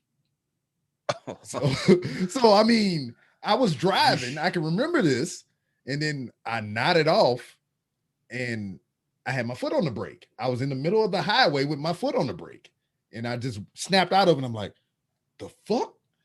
Wow. And I'm just lucky it was that late at night. It wasn't too much traffic, and nobody was coming around or whatever. Because like, what if my foot came up or slid off? I would have went off into somewhere, and I was in the middle of the road, just slumped over with my foot on the brake. Yeah. You snapped like, I was driving. What happened? Yeah, because I mean, it was one of those things. Me and my wife had this conversation the other day. Like, I had a dream that I was in the bed sleep and I woke up. Mm-hmm. So I had a dream that I was doing the shit that I normally do. So I thought it was real. And then I tried to go do some real shit, and I woke up and I was like, oh shit, that was a dream. And that's what it felt like. Whenever I nodded off, it felt like I was still awake driving. You know, like I was still on a stretch of road or whatever and shit. But when I actually woke up, I was just with my foot on the brake in the middle of the fucking road. Oh my goodness. Shit. And then another time that happened to me. Another time that I remember that shit happening. I drove to Louisiana from North Carolina. And for those of you who don't know, from Jacksonville, North Carolina to Lake Charles, Louisiana, where I was born and raised until I joined the military. It is, depending on where you go, upwards of 18 hours or more driving. That's a long time. So this wasn't the going trip. This was the coming home trip. I was coming back. I just came out of Atlanta, and I was going up toward Augusta and everything, heading, and then going into South Carolina. So making that transition from what it is, 65 to 95, I believe, coming out of Atlanta. Damn, there's a sign that come up. It says 10 miles to I-95. I remember that. So I'm driving, and I remember seeing the sign, and then nothing. And then I'm on I-95. So I seen the sign. I was like, all right, I ain't got that long to go. And somewhere in between making that transition from 65 to 95, I was out. I don't remember none of that shit. I just remember like, oh shit. And I was on I-95. So a 10-mile span of me not remembering shit and blacking the fuck out, I made it to I-95. And I don't understand how I did this shit. And this is just being tired and driving for like, just you don't remember how you use this probably like this. It was just like my body was on autopilot because I've done it so much and shit. And I was just like, all right, that's a sign. And I just like, it was like a jolt. I snapped out of it. And I'm just like, oh shit. Fuck. That something like that similar happened to me while I was parked. Oh boy. Because I used to work in Boston because I live like maybe close to an hour away from Boston. So I used to, for a couple of years, I used to work in Boston and I commute. So I would get up really early to get on I-90 just so I can beat that ridiculous traffic. I can't stand it. Just so I could beat the traffic, and then I would get to work probably like an hour early or, you know, an hour and a half. And then around that time, my brother worked in Boston with me. So I would get up early so I could bring him, drop him off to where he had to go. Then I went to where I had to go, and I still had like an hour or something to kill. Sleep it in the car. And that's exactly what I did. I was so tired. I got to where I had to work. I got to the building, parked in the driveway, I set my alarm, and I just went, I laid back and I went to sleep. And then and then all of a sudden, I don't know what I thought I was still driving while I was sleeping. So I thought I was still driving. So then I all of a sudden I snapped out. I grabbed the steering wheel, I slammed on the brake, and I'm sitting there and I'm looking, I'm like, oh, I'm still in the parking lot. Oh shit. It's funny. Probably whoever was behind me in the parking lot, all you see is the brake lights go on. Yeah. The brake lights go on and you see you grab the steering wheel. But it was so funny. That happened to me like maybe once or twice. Because you just get this jolt, like, oh shit, I'm driving. Well, I'm not. I don't know. I don't know. That's a weird feeling, man. It is. It's scary. I'll never do anything like that again. Yeah. I was after that incident or whatever. I made better about planning my trips and shit. I made sure I rested enough, and you got to, because like that was scary, man. Because I can that whole transition portion of it or whatever. Because you're going off of 65, and then there is the lane split off, so it goes left to go to 95, and then it's straight on to keep following that road. So I had to go up over overpass, come down, merge into I-95, and it's just I don't know how I did it, but I did it. You did that in your sleep. Yeah. Your body is on autopilot. Yeah. I had the WandaVision. You had the WandaVision. I was making my reality. I was forming the road around my vehicle and everything to keep me safe. That's what it was. Oh my goodness. But wow. Man, it was just I would not recommend. No. 10 out of 10. No. That's dangerous. I can't believe I did that. I can't believe I did it because that night. Well, I told you I stopped, right? And I had to go in somewhere to use the bathroom, take a rest. And I got back on the road, and it was still, I'm still fighting the clouds trying to suck me in, but I'm trying to keep myself out. So I got home. I got home in one piece, no issue, no, safely. We got home. So I went inside. I took, I took my shirt. I got undressed. I went over to the bed. She went to the bathroom to go, wipe her makeup off and everything. I got to the bed and I just was like, dead. And I was there. I didn't even feel her coming to the bed or nothing. I was just out. And then I woke up and it was light out, and I'm like, oh, I don't even remember how I drove. I can barely remember driving home. I survived. I'm like, how did I drive? How was I driving? And she was like, you was going like this. You was going into the lane and coming back in. I'm like, no, I wasn't. I was driving straight. Woman, I am a professional. How dare you? Yeah, that was I wouldn't do that again. Or if I was, I would, take a minute. Yeah. Take a minute, gather my thoughts, try to I don't know. I can't reevaluate, It was too far to take an Uber or a Lyft, and I wasn't leaving my car in Rhode Island and getting a ride in Massachusetts. That I had to drive. I said the thing is now to find an open hotel bar. That's the move right there. So if you an open hotel bar, so if you do get trashed, I mean, you in a hotel, you can just get a room for the night. Right. And I'm saying I don't even drink that much, but it was just these 3 drinks that I had back to back. These 3. I don't drink a lot, but how do these 3 little, because it's been a while, man.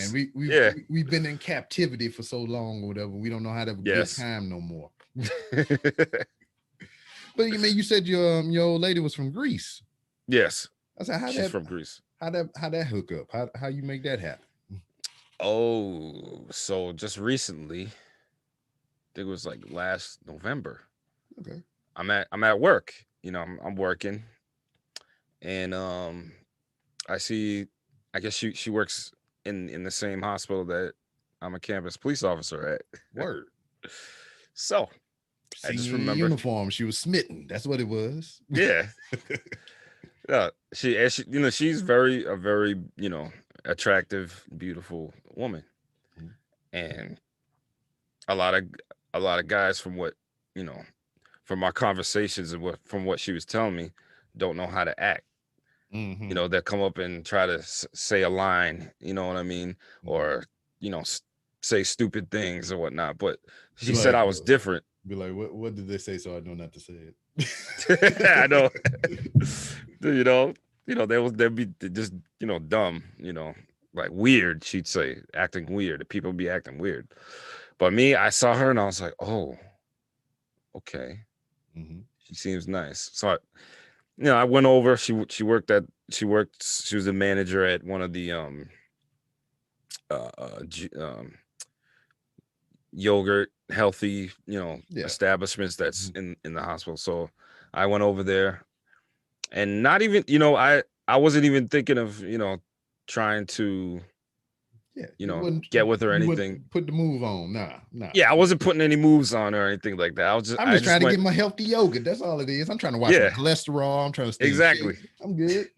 I was trying a different, different approach. You know what I mean? Mm-hmm. A grown man approach, a different approach than, all these, you know, kids or, Yeah. people. I was trying a different approach. I'm like, okay, I'm gonna go over there. I'm gonna get a juice. I'm gonna talk to her, have a small conversation, you know, laugh a little bit, and then I'm gonna Yeah. go. I'm out. I'll see you another time. You know what I mean? So that's what I did for like a couple days, a couple weeks. Mm-hmm. I think it was a couple weeks. Yeah, maybe like 2, 3 weeks. That's what I did. Every other day or every 2 days, I would go up. I would, hi, how you doing? How's everything? Oh man, I'm getting tired at this job here. Stuff, Yeah. whatever it was. And then I would see her in passing on my way to a call. I would, say, hey, how you doing? You following me? Huh? Yeah. You know, Yeah, oh, you you're got people following me. daggone getting jumped and shit or whatever. It's like, oh, don't worry about it. I'll holler at you in a minute. Yeah. So then as time went on, we started talking more. You know what I mean? Like I would go and I would buy something. I would probably get something to eat. I paid for it, and we would talk a little bit. You know, she would smile. She was very nice, and it was pleasant, and it was, kind of refreshing. Mhm. You know what I mean? Not like them DC women. Yeah. it was kind of refreshing. I asked her where she was from. She said she was from Greece, and I was like, oh, that's cool. How long you been here? Only been here a year. A year and a couple months. I'm like, oh, cool. You're not corrupt. I'm in my head. I'm thinking, you're not corrupted by these American customs. customs, women. Yeah. The bullshit. So I just remember one day I'm like, I'm gonna ask for her number. I want to talk to her. So so I didn't know when I was gonna do that, but I'm like, I'm gonna do it. Yeah. So I ended up going to a call that was in front of the entrance. I went to I think I had to take a car accident report. So I'm getting all the information down. And I got done doing that and I started walking away. I had my little notebook out and I was looking at, trying to, okay, they told me this would happen, trying to piece the information together that they gave me. And I happen to look up and I see her in front of me, a couple steps in front of me, Yeah. walking away, probably like, I don't know, 30 meters, 300, not 300 meters, 200. Yeah. She was in front of me. Yeah, she's in front of you. She was in front of me and she was walking and I'm like, oh shit, there she is. So I'm like, okay. You see that she was walking away, she was in front of you. You like, oh, you was looking at that ass, boy. I tell you what. Look at you. I was. I ain't gonna lie. In my head, that's what I was doing. Mm-hmm. So I'm watching her walk away, and then she takes a left to go to the elevator. So I'm like, okay, if there's nobody there at the elevator, that's why I'm gonna do it right now. So just before I went to go turn the left, I looked down at my notes, and I turned to take that left, and I look up, and I'm like, hey, how you doing? Didn't see you there. Yeah. It was funny. I turn, I'm looking, and then I go take the left, and I look up, and I'm like, oh, hey, how you doing?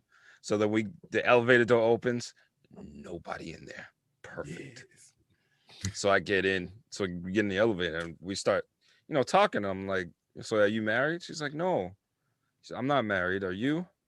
I'm like, no, I'm not married. She's like, really? You're not? Oh, what happened? Right there, foot in the door. How come? I'm just like, just, they haven't met. It's not time yet. Yeah, basically, just haven't met the right one. Haven't met the right one. So I'm trying to figure out how am I gonna ask her for her number. I said, can we figure So out if you're the right one? yeah, yes. Nah. So what I did was we started talking about food. Right. I started we started, little conversation as we walked out of the elevator. She's going around to where her I think she was going to get some supplies from her boss because they had another store there another food place in there. So she was going to go get, something from over there so she can bring up to her store. So I was like, so have you ever had Asian food? Have you ever had Vietnamese food? And then she said, no, I haven't.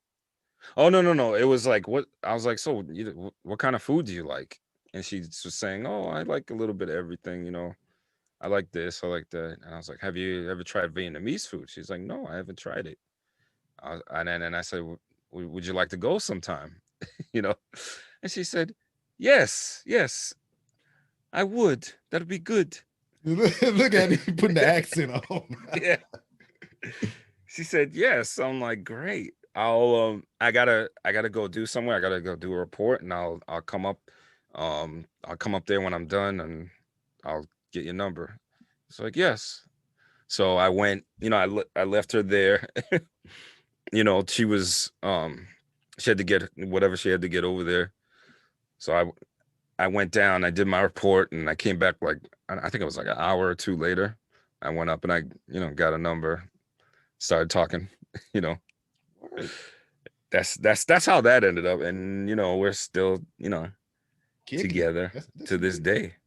She was on my to this day. Exactly. And things are progressing very, very well. Good, man. I wish you all the luck in that. She was on your stream not too long ago, wasn't she? Yes, she was. She beat me in Tekken. I don't know how. Yeah, especially with the nails and shit. Now, how do you press the buttons? I don't know. She takes the controller and just does this. Oh, okay. I understand then. I mean, so I'm like, what? Do you even know what you're pressing? How are you? That's the ultimate technique. So I mean, yeah, she's just pressing. So, because my old lady snapped off on me on some Soul Calibur or whatever. She got a couple wins on me, so I took the L. It's okay. She was just all on the controller. Yeah, just pushing every single button. But yeah, no, she likes Tekken. She doesn't like video games that much or computers or anything. She doesn't understand the concept of it. Well, I mean, was she at the crib using abacuses and shit, just sliding beans on? No. She's not all technologically savvy like we are. Yes, she's not into all these LED lights and sound decks and all that other shit. Yeah, exactly. She's not into all that. She thinks it's bad for instead of being you're here inside. Why not go to the beach or go to Miami or go to New York or something like that?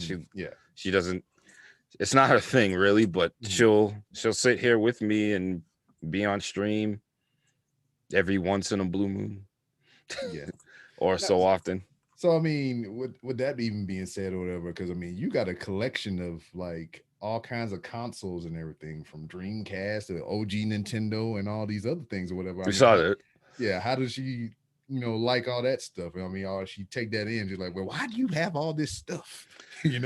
Yeah, she says I have so many things. She says many you have many things here, all these consoles. And I'm just like, I just tell them like I've had this has been my hobby since I've been a kid. My first console's right there. It's just you can just point to it. He's like, it's right there. It is. It's right over there. The Nintendo. I think I caught Atari just, a couple of years as it was phasing out. Yeah. Because I remember my friend, I don't know if you probably seen him on stream. He hasn't been with me on stream lately. we do like the best 2 out of 3 Oh on yeah. I seen one of the older ones. on with the franchise. Hmm. He has old sisters that are older than us, Yeah. and they had Atari. So sometimes I remember going over his house and when I was young, and that's what they were playing. And then we had Nintendo. But she's just like, okay, it's I mean, gaming and streaming is not affecting like our or my the responsibilities. I get to get up, go to work, pay the bills, do all that. I just tell them like, look, this is my hobby. I like to do this, maybe a couple hours a day, or not, or every 2 days a week, maybe. Yeah. And then I try to work on some stuff, like maybe some like videos or some like recordings for the beginning of the show. But she likes to spend time with me during the time that I'm doing that, so it's kind of hard to focus. It's like I'm. God damn it! Yeah, you lucky this camera ain't on right now, guys. Yeah. But yeah, she's like, okay, how she feels about it. I mean, she doesn't give me a hard time about it, basically. Yeah. Like previous relationships in the distant past did. Yeah. You know what I mean? She doesn't make me feel like, like, oh, because I want to play a video game, like, oh, why are you doing that? Oh, okay, you do that, I'm gonna go somewhere else. She don't do that, I got you. She just okay, I'll be here right behind you. Shit, my old lady, we've been together like 13 years now. Mm-hmm. And she like, it's to the we at the stage to where it's just like, because I just like to be around it. Just, I mean, pretty much like how you be around your old lady. I mean, we don't even have to talk. I just like to be in the room with her sometime. Yeah, I sit there, and that's good. Sit in the bed or whatever, and I just play on my tablet or whatever. Mm-hmm. And she'd be like, "You're not going in your room?" Like, what, you trying to get rid of me? I was like, fine. I was trying to spend some time with you and be in your area and that whatnot. Yep. Well, since you insisted, I'll go play some video games. Yeah. It's to the point where she knows when I'm gonna stream. Like I tell her this is what I'm gonna do Tuesday. Like I even cut down a day because I used to do it Tuesday, Thursday, and Saturday. But I took Saturdays off, so now I do it Tuesday and Thursday, so that we can spend time on Saturday. Because the way our schedules work, so we could spend, Saturday night we could go do something, go shopping, or go out to eat or something. Yeah. Or if there's nothing to do, maybe you want to play some Tekken. We can go live. I mean, maybe we can just go in the back and I can push your buttons. You can push my buttons. Exactly. That too. Yeah. And then go play some Tekken. Yeah. Because I mean, I totally understand that. Because like my old lady, it took her a while to get used to the podcast thing or whatever. I mean, I tried the streaming stuff out. I mean, I'm on a hiatus from it right now because like I had some stuff I had to do. And it was like I didn't want to take away from what I was doing to just stop to set all this up and play some games and stuff like that. Mm-hmm. And then I'm kind of weird about it too, because like if I start a game, I tend to want to finish that game. So if I start something that I didn't start on the stream, I'm just like, well, I can't play this game. So now I gotta wait till I finish playing this game so I can start up a new game so I can play it on the stream.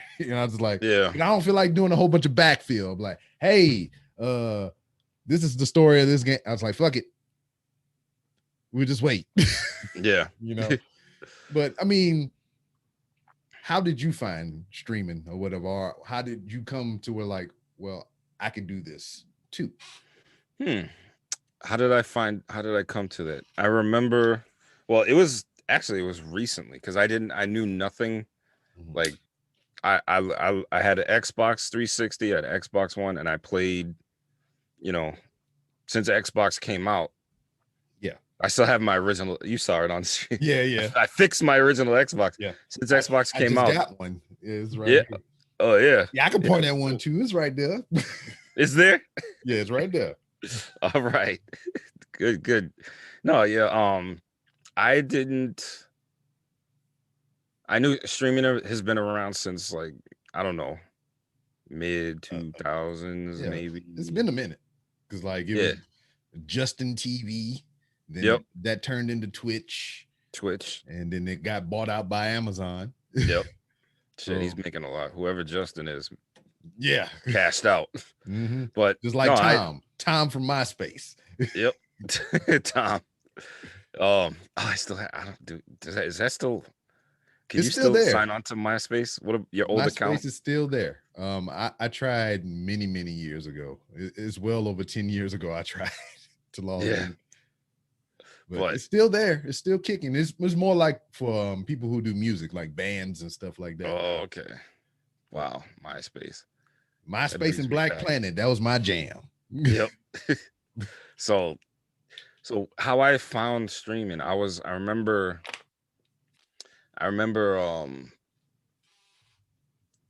it was probably the middle of 2018. It was very recently. On the Xbox, at first it was called Beam. Yeah, Beam. Yeah. Yep. So I would change the mixer. Yep. Exactly. So I would go. I was like, "What is this? Live broadcasting? What is that?" I would click on it, and it'll say you're live, but then I click off.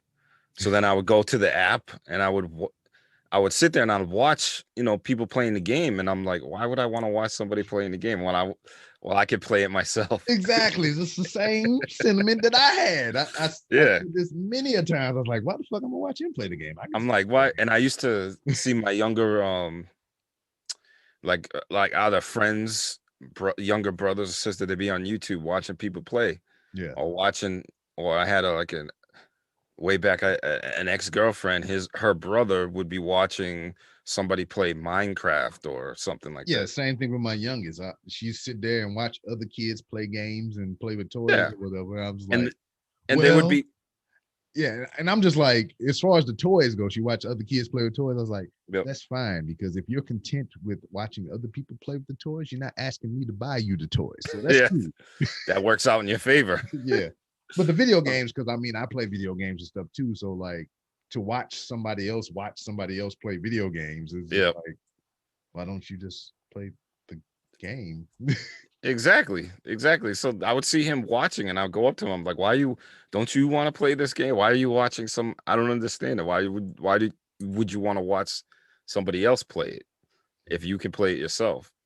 So from time to time, like the beginning of 2018, I would go through and then I think it changed them. I don't know at what point it changed to Mixer. I don't know. I just remember it said Mixer on Xbox, and I would click on the app, and I would see everybody's feed come up, whoever it was, and then I would click on it, and I would look, and I was like, oh, these guys are doing this in real time. And I would wonder, I'm like, oh, they look like they're in like this. Yeah, they're inside the game. How are they doing that? Yeah. So I would I see the chat on the side. I'm like, oh, I would type something. I was like, hey, how's it going? And then maybe a couple seconds later, they would respond to me. I'm like, oh, this is cool. I was intrigued by it. I was fascinated. Like I can watch this person play the game, and they'd be like halfway across, wherever they were. So I would chat for a little bit, and then I would ask them questions like, oh, how are you inside the game? Can you do that with the Xbox? And they were like, no, you have to. I'm doing it from a computer. I have a green screen. Oh, green screen. Yeah, green screen. I'm using a green screen. And I'm like, oh. So then I remember at the time I was playing my friend. He would come over, the franchise. Yeah. He would come over from time to time, and we got these we got these titles. Right. So we got these these little belts. We would play, and whoever wins, they get this, and they get to take it home. Yeah, they get the strap. So as you can see, I still have the strap. He hasn't. It's been I don't know how long, and he hasn't come back to get this strap, but he'll be back. I'll do another stream with him at some point. But we would just go back and forth. He'd come over, we play. I would hand him a couple of losses, and then he'll leave home empty. And then I thought about I this. like how you say that casually too. You know, I hand him a couple losses, and then it's whatever. Yep. So then I started recording, little videos on my phone. Like little videos here and there. I'll be like, I'm over here about to beat the franchise. He's the champ right now, so I'm gonna beat him. And then afterward, I would beat him, and then I'd get my phone and I'd record it. I'll be like, he just lost the title. I'm the new champ now. I'm better than talking shit.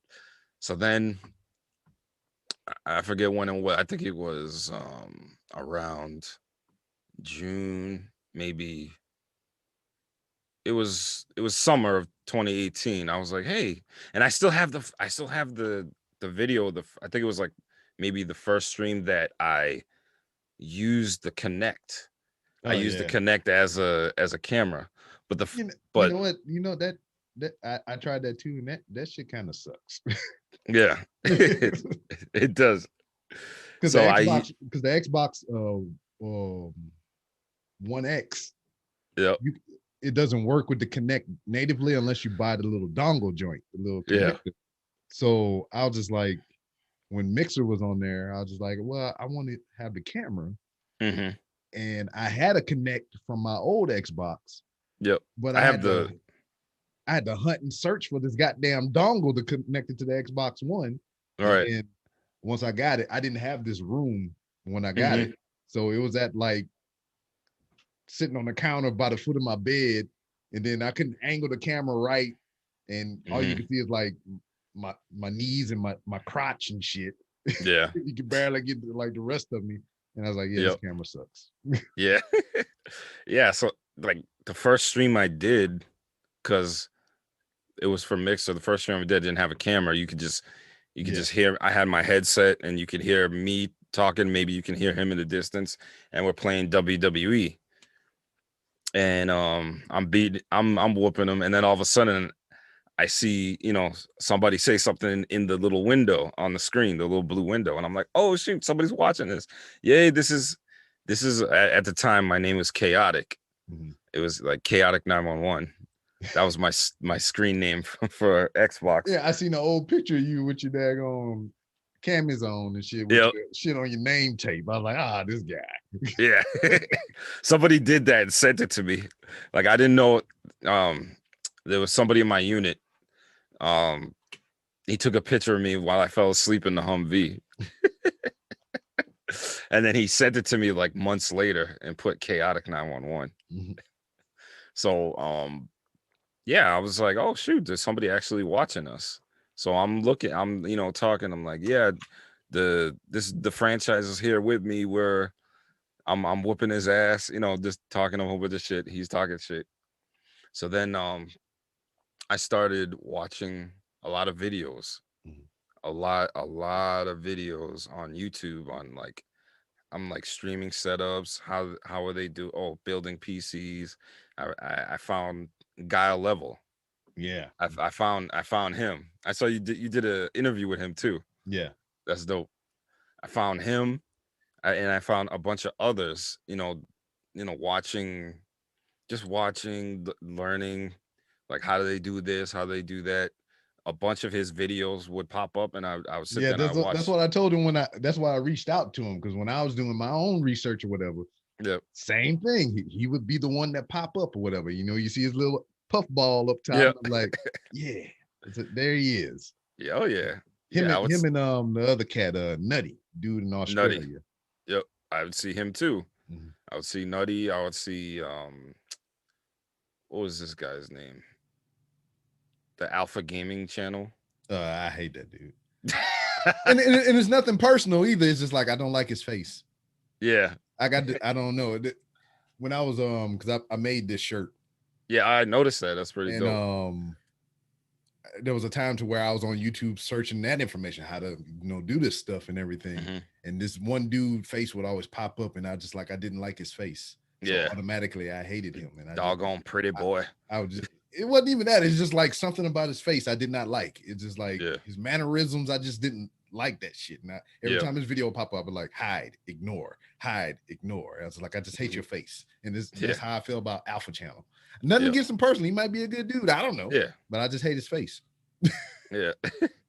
And then I think the first like I would search like how to build, and the first video that I saw was this girl, Noisy Butters. I don't know if you've seen her. You seen her? No, this sounds interesting though. Yeah, no, I don't know why that was the first building video that I saw, and I watched her video, then I started watching other videos, and to the point where, okay, I know how to do this now. So from the summer of 2018, I started buying, parts to build a PC. I would buy one because they're so expensive. Yeah. So I would buy one part and then I put it away. I buy another part, then I put that part away. I buy a case. I'm like, oh shit, this is a beautiful case. And I put that away. That was the cheapest thing, the case. Yeah, exactly. The case is the cheapest thing. All the other parts, to the CPU, the GPU, the RAM, the fans, even the fans, those are expensive. So I would buy a part and I'd put it away. Meanwhile, I would get I got a Logitech camera now. Instead of using the Kinect, I would plug it into my Xbox and I would use that to stream. Yeah, and that's the smartest thing they ever did was allow you to use like 30-party equipment and shit. This is just smart. And I was having fun. I would stream a bunch of games, but I noticed that the wrestling was my most viewed. Like people would come in, to watch wrestling and watch me and the franchise go at it. And I would do like an open challenge. And I would challenge people on the stream. I would challenge people on, challenge viewers. So I would do that. Like that. I don't know if you saw it, but there was an old video from 2018 December. It was around December, the holidays, where I faced the franchise. And he said it was a tag team match. I put a clip of it on Instagram. I hadn't seen that one yet. Then. It was a tag team match where he only used one wrestler, and I was tagging in and out. But he was doing good up until the end, where like I knocked his tag team partner off the apron, and I came back and I pinned him and won, and I was just like, lost. And that's where it started, huh? Yeah, that was the first time that was the first time I yelled it out like that. Yeah, it was like lost. I think I did see that because you was it looked like you was wearing your uniform. You was in your brown shirt. Yeah, yep. I was in the shirt. I had just came off of it was a Christmas party at a hotel for the unit. It was a unit Christmas party, and I had just came from that. No. Was it? Yeah, it was. Because I just came and then I sat down. I'm like, all right, come over. Let's do this. I'm going to face you. But since like July of 2018, I've been buying parts up until January of 2019. And that's when I got all the parts together. And then I'm like, okay. Form the Megazord. Yep. Now it's time to put this together. I know how to do it. It'll be done. And that's what I did. I put everything together. One time, turned it on, everything worked. I started using that computer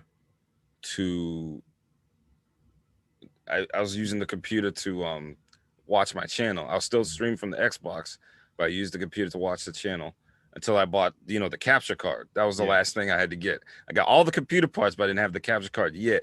I was going to wait for the next month to do it. So I bought the capture card, put everything together, and I started streaming for that without a green screen. Then I bought a green cloth. I put behind me. I turned my desk around so that I could put the cloth on the wall, and that's what I was using for a while. Yep. And then started streaming from there. Mixer, it was on Mixer until they shut down. I did have a Twitch. That was abrupt. That was just that came out of nowhere. Just like, hey, fuck this couch, we leaving now. I was like, yeah, it was surprising. It was abrupt. I remember I was watching a streamer. I think it was Topic Tech. I was watching him because I would watch him from time to time, and he said, and he had it his YouTube Twitter in the back of him on the screen in the back, and it said Mixer shutting down. I'm like, what? Wait a minute, what? And then I put the volume up, and he was like, yeah, this just came in. Mixer is shutting down, effective whatever date it was. Yeah. So I'm like, what? And I had just started gaining a good following on Mixer. I was like on Mixer, you gained like I guess like those I forget what they call them, like the little activity points. As long as you watch, you build up the those sparks. Points. Yeah, the sparks. Yeah, it was sparks. Whatever. And I was like, what the fuck are these? I know I got an ass load of them. I don't know what to do with them. And I was just like, oh yeah, that's like points or whatever. You can, if somebody's an affiliate or a partner or something, you can give them some sparks and it'll help them out. So I was just like throwing sparks at motherfucker. I was like, just take all these. I got like so many points because Microsoft will give you some for doing shit, and I just had them accumulating, and I didn't know what to do with them. So I would watch a guy that I used to serve with. He started streaming, and that's kind of was one of the little things that got me looking at it, because like I knew him, and we was cool and shit, and I was just kind of there to support him. I would just watch him play shit. And then plus I hadn't seen him in a long time, and this was like a way to see him and shit, Yeah. So I would watch him do it, and then I started to look into it myself, and that's when I found Gal Level. Yep. And I talked to him, and then it just started snowballing or whatever. Because like for me, it's not so much that it's not so much about the streaming so much. I just want to learn the process. I like to like learn how you doing shit with the green screen and stuff, and how you said you put the computer together. I like doing that shit. Yeah. Not so much being in front of the camera, but like doing all the shit behind the scenes. I like doing that shit, Yeah. Oh yeah. Because like this computer right here, I didn't put this one together, but I ordered everything that's in here, and I had somebody put it together. But as I upgrade parts on this one, the ones I'm taking out, I'm doing like how you was doing. I was like, yeah, just put this one in the back. Yep. I was like, now I got some other RAM. Now I got another fan. I got like you can build a tiny computer with that. Build a whole nother computer. I'm gonna take when I upgrade all these parts, I'm gonna take all the old parts and I'm gonna make a whole nother computer. Yep. So the only thing I'm waiting on right now is whenever these motherfucking bots stop buying all these goddamn graphics cards. Yes. I was so lucky before the pandemic. I got 2 Logitech cameras because I wanted 2 different angles. Yeah.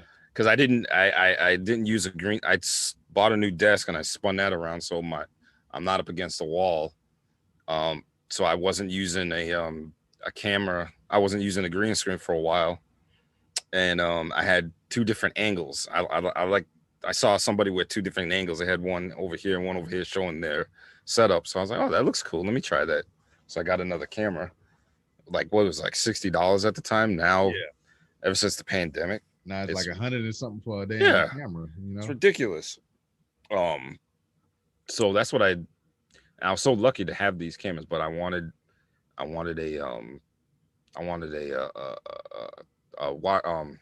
Sony camera. Yeah.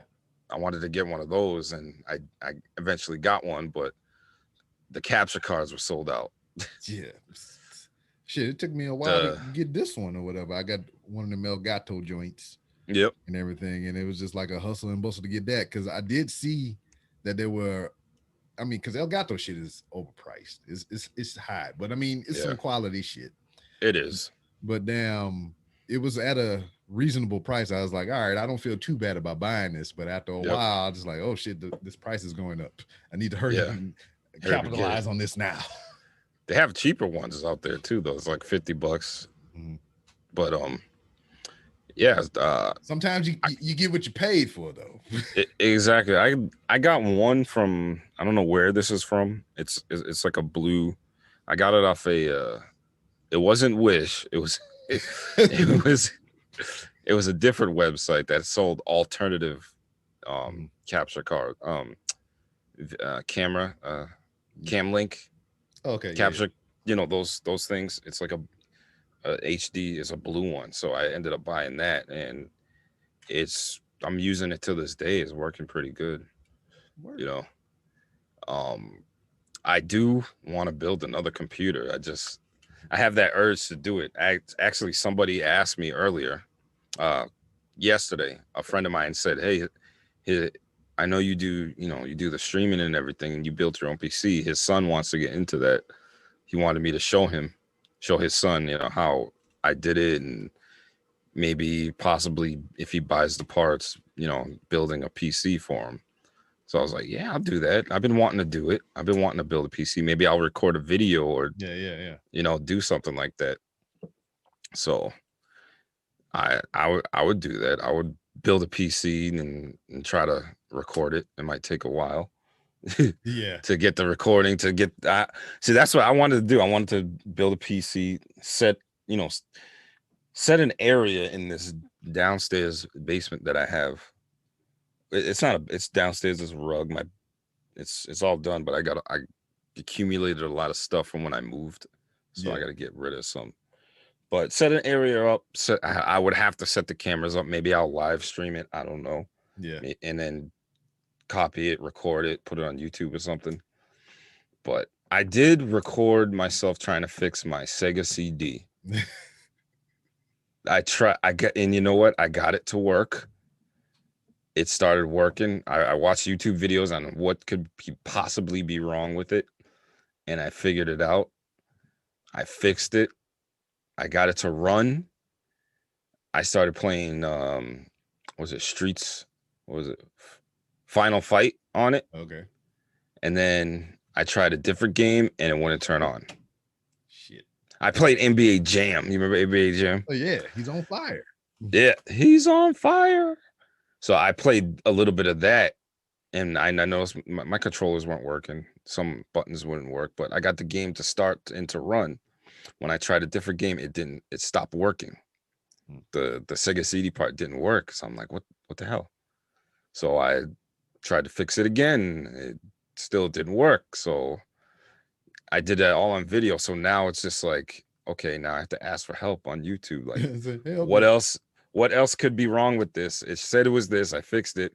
I have a video. Luckily, I took this video of it starting and running, but now I have to do another one that says, oh, well, it ran, but now it stopped and I can't get it to, I don't know what else to do. Can you help? Yeah. Somebody out there in YouTube, help me out. So, but I haven't posted that video. I haven't put it together yet. It's just, I don't know, work. I know. My job got in the way. Mm-hmm. Not getting away, but it's, I got to go to work and I'm home and get tired and then get the girlfriend and oh yeah, I got to get ready for the show that's today. See, yeah, like I mean, that. I understand, man. I'm different side of the coin. Is just I got off of work at 11, and I came here, had to get prepped for some other shit. I had to fix the website. I had to go make sure they're doing their homework in there, and then then we here. And then as soon as I get off with you, I got to get ready to feed my wife when she come home, and maybe I can get fed as well. And shenanigans. Time management. Exactly. And plus, I don't know why, but I take so long to do something. And it's like, okay, I'm going to edit this video. An hour goes by and I haven't even finished the edit. I'm still trying to, I'm like a quarter through the video and there's still another 75% that I haven't done. And it's just like, I got a damn, those two boxes sitting right there. I'm supposed to be doing a video on, and they've been sitting here for the longest. Yep.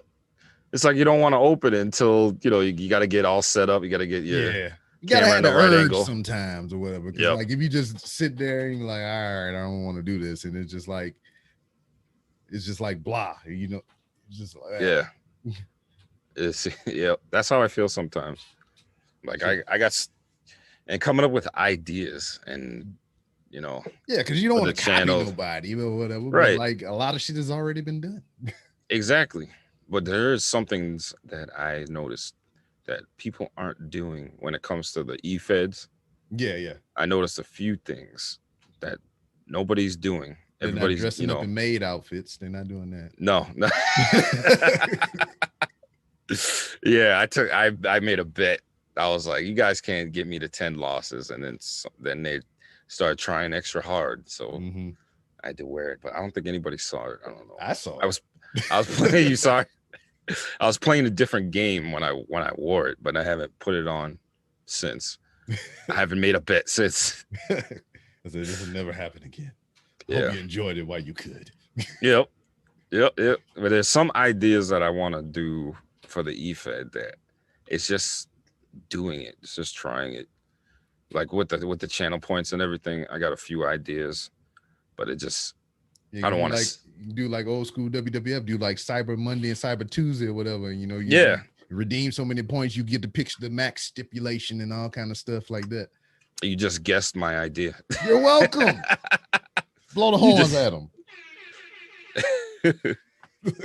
You just guessed my idea. All right, well, I'll edit that out so nobody else will know. And then like I start up streaming tomorrow, be like, hey, got this e-fed going on. Yeah, that was one of my ideas. But I mean, I just like that whole thing or whatever, because like, do you play yours or you sim? I simulate it. Yeah, because all the wrestling games that come out like current gen and all the latest editions and everything, that's all I like to do. I don't even like to play the games myself anymore. It's just like I go in there, and I think the most enjoyable part to me is downloading the characters from the creator suite and then making my own character. And then after that, it's like sim everything. The universe mode, because like I sim the WWE games when they work. I got freaking Fire Pro Wrestling. I sim those. I got damn. Oh yeah, I saw that. Wrestling.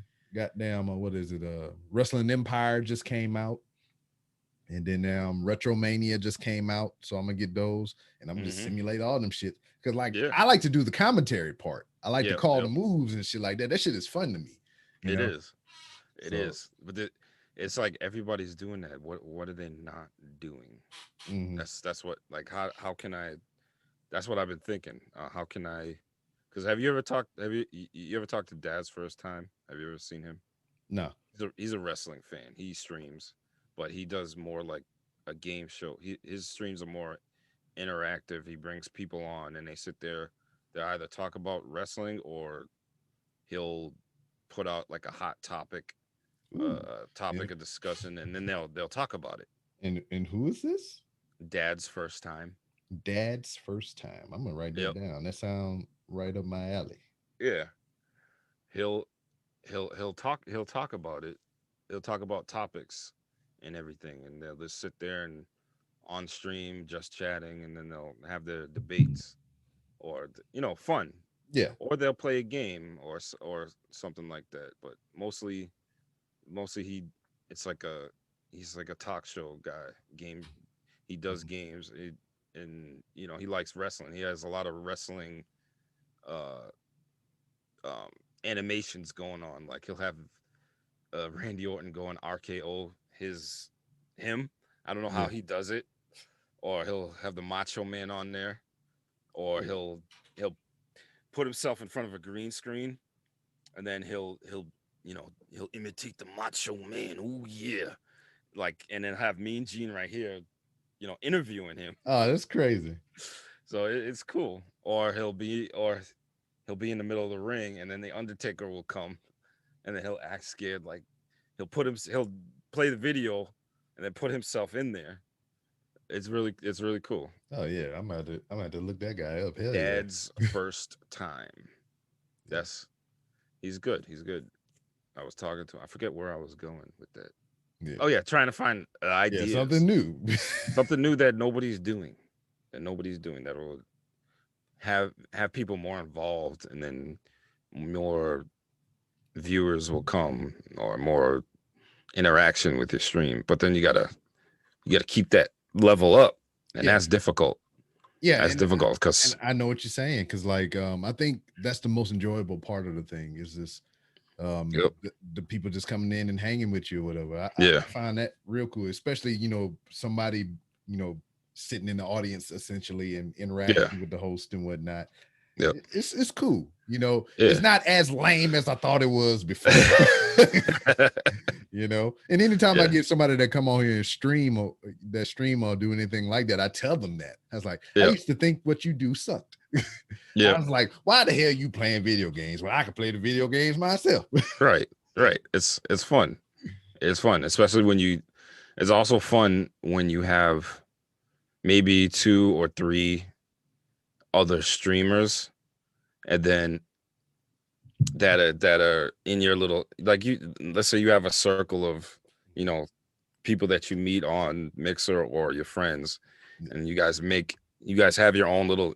This is what have your own little e-feds, and then they're all affiliated with each other. So you'll see some of your wrestlers on theirs, Yeah, do a some of run their in and wrestlers shit. on yours. Yeah. And then you create a storyline between maybe 2 or 3 of them, and then that same storyline will carry on to other e-feds to their e-fed. It's cool. Yeah. Or some of their titles will show up on your stream, Yeah. on your e-fed. I got a homeboy that I met through podcasting and everything. And they were doing that. They was doing theirs on YouTube though. They would Yeah. record the videos, edit it. They would do the commentary and everything, and they would just upload it. Well, they, I guess they kind of fell out for it because like I had my character in their fed, and I did my voice for my character or whatever. You look just like me and shit. Had the gap and everything. Just damn. And I would do my voiceovers for him and whatnot. And he just did the last video in the series or whatever. And I read so many lines. And I did voiceovers for other characters and shit. And it's like he been making this whole thing over like the past year and a half, 2 years almost. And it's finally gonna put it out like in a couple of weeks.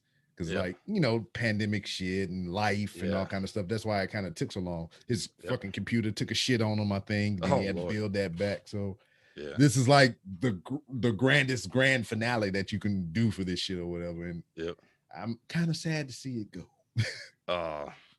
So why did it go? Well, I mean, it just don't have the time for it anymore. And just all the circumstances that I laid out or whatever, it kind of contributed to that fact even more and whatnot. It was crazy because like my character had like almost like a Finn Balor persona to where like I was me. And then like I think motherfucker power bombed me off the back of a truck in the backstage brawl. And I hit my head. I went through a table and all kind of stuff. And I came back. I had like my face painted and everything. I had like a whole different outfit on. I'll just run around murking motherfuckers and shit. It's like, oh, what is this? Who is this? Yep. Damn. And then I had my every black guy, my every black wrestler finishing move. The freaking pay dirt. Every black wrestler do some variation of that move. It's the flatliner, the pay dirt, or whatever the hell you call it. Every black wrestler got that damn move in their arsenal somewhere. So I made that my finishing move on the game. Okay. Just boom. Crazy. It's fun. It's fun. But I like that shit. And it just I watched a guy the other day. I forget what his handle is. But they had that shit was rocking. They was doing Fire Pro Wrestling. They had the graphics is what drew me in because they do the green screen stuff like you, and they had each commentator on each side in their own little bubble and shit, and the graphics would pile up on the screen. It looked just like Monday Night Raw. It'd be like tonight's matchup, and they had the competitors come up on the screen and shit, and with the custom graphics and all kind of crap. I was like, oh man, this is like I'm watching Raw. What's going on? But more exciting. I'm watching Raw, but it's more exciting. Because Raw now is ass. But it is. Oh my God. It is. It's not the same anymore. They need to bring the people back. Hopefully tonight, Bobby Lashley walks away the WWE heavyweight champion. Yes. Hopefully. And he won't take the loss. Nope. he won't take the loss. He got the drop. But I mean, you've learned a lot Yes. you implementing it into your streams or anything. I mean, you got some more ideas coming up. I mean, what do you think is next, man? What got anything else on the horizon that you want to pursue, or As far as streaming, it's anything, life, man, just whatever. life, You want to go hang glide next week? Fuck it. life, pursue. As far as life, Y'all trying to go to I Greece sometime soon, right? a degree. Yeah. I have a 2-year degree, Mm-hmm. but I'm close to getting a bachelor's. It's just I don't like school. I mean, I don't. The thought of going to school, sitting in a chair, listening to somebody talk, Yeah. it I doesn't joined the sound too military, so I appealing. didn't have to go to school. But Exactly. I found out I did more schoolwork in the military than I did if I would have went to school. Right. Right. Exactly. As far as life, I do eventually, sometime in the near future, would like to get married, Mm-hmm. have a family. You know, because I'm around that age. A lot of Yeah. We in the same ballpark. exactly. A lot of my friends, people that I know, started that a little early in life. Like maybe that yeah, maybe their 20s, 30s. You My know, that could have teens. or teens, teens. Yep.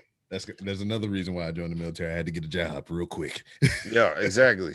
So, I mean, I guess God, if you believe in God, has a plan for everybody. Oh And yeah. I mean, that could have happened to me early on in life a few times. It could have happened, but it didn't. Mm-hmm. You know what I mean? So until now, Yeah. you But know, hey, so man, I mean, it's just like where you were going with that or whatever. I mean, everything happens for a reason, and everything happens for a it reason. Yep. falls into place how it's supposed to be or whatever. I mean, some people may Exactly. not think that, but I mean, there's something always great on the other side. Exactly. So I think right now I'm where I am in life. I mean, it could be worse. You Yeah. know, Mm-hmm. it could have been worse. Could have drifted off into another direction if I didn't, you know, take a little bit of control. Like my 20s, I partied, Yeah. chasing girls, partied, you know, drinking, Yeah. smoking, Falling asleep in the middle of the highway with my foot on the falling brake. asleep. Yeah. I mean, I'm not I'm not how do I say it? Like I would think sometimes if I did Yeah, if I would have zigged when I should have zagged, what would have yeah, happened, you know? yeah, where what would have happened? It would you know, if I didn't party so much in my 20s and you know, hunkered down and got shit done, you know, where would I be now? But I'd probably be, you know, working for the city or something. But you know, things happen for a reason. I'm not complaining because it could be worse. Yeah. You know what I mean? So I'm happy now where I'm at, and I can only go up from, you know what I mean? Mm-hmm. Can only go up. Um, I'm sad to, you know, to um to know that, you know, my mother isn't gonna see, you know, Yeah. her grandchild from me, you know what I mean? Because I'm probably one of her last kids that she hasn't seen get married or, you know, Yeah. but my father's still here. My father's still around. So he'll have a chance to see that, you know, in the near future soon. Word. So yeah. My father, he's from Ghana. Yeah, He's yeah. from I mean, Ghana, West Africa. You been there? no, I have not. I thought you were gonna say I've been there. You've been to Africa. Oh no, I have not. You ever been deployed over there? No. Nah, I wouldn't. I didn't get a chance to be a part of that because it goes back to what you were saying. If I would have zigged when I should have zagged, I missed out on a Yep. lot of those deployments because I started early with kids, so Yeah. I just couldn't up and leave when I Right. Yeah. I missed out on a lot of those opportunities. So, Right. but I don't regret it. because Right. had I went, I Yep. might not be here and I might not be talking to you right now. Exactly. Same here. So Yep. it be what it be, man. It is But- what it is. But our time has elapsed. Yep. But before you go, I mean, it's been flashing across the screen this whole time anyway, but let everybody know where they can find you on social media. Yes, on social media, my Twitter is at Brian SACKITEY. And it's That just is- so ever conveniently flashing across the screen. Yep. And I do have a TikTok I just started. It's also at Brian SACKITEY. It just Yep. popped up. Oh, And if you want to follow me on Xbox, my Xbox name is SACKITEY. That's SACKITEY. mhm. Oh, and I do have a Facebook.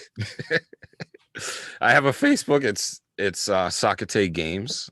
I try to stream on it some, when I get a chance.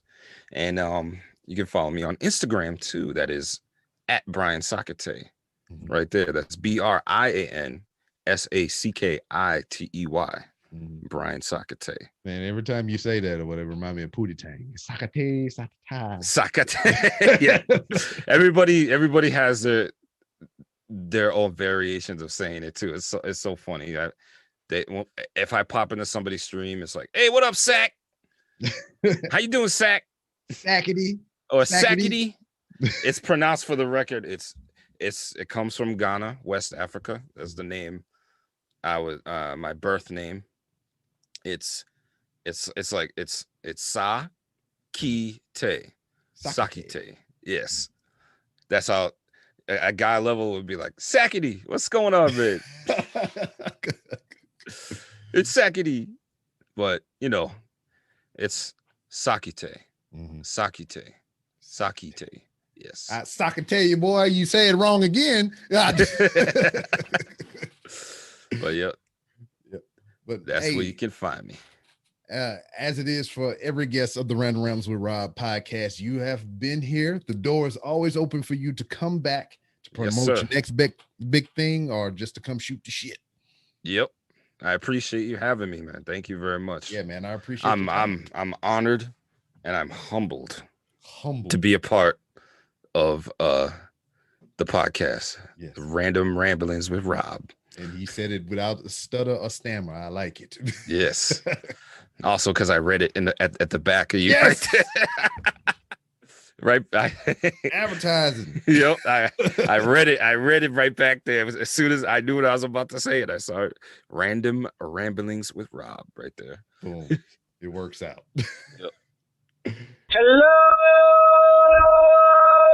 Hello, everybody. This is Hoppy. What's up, everybody? I'm over here cooking dinner with hooks, rubs, and spices.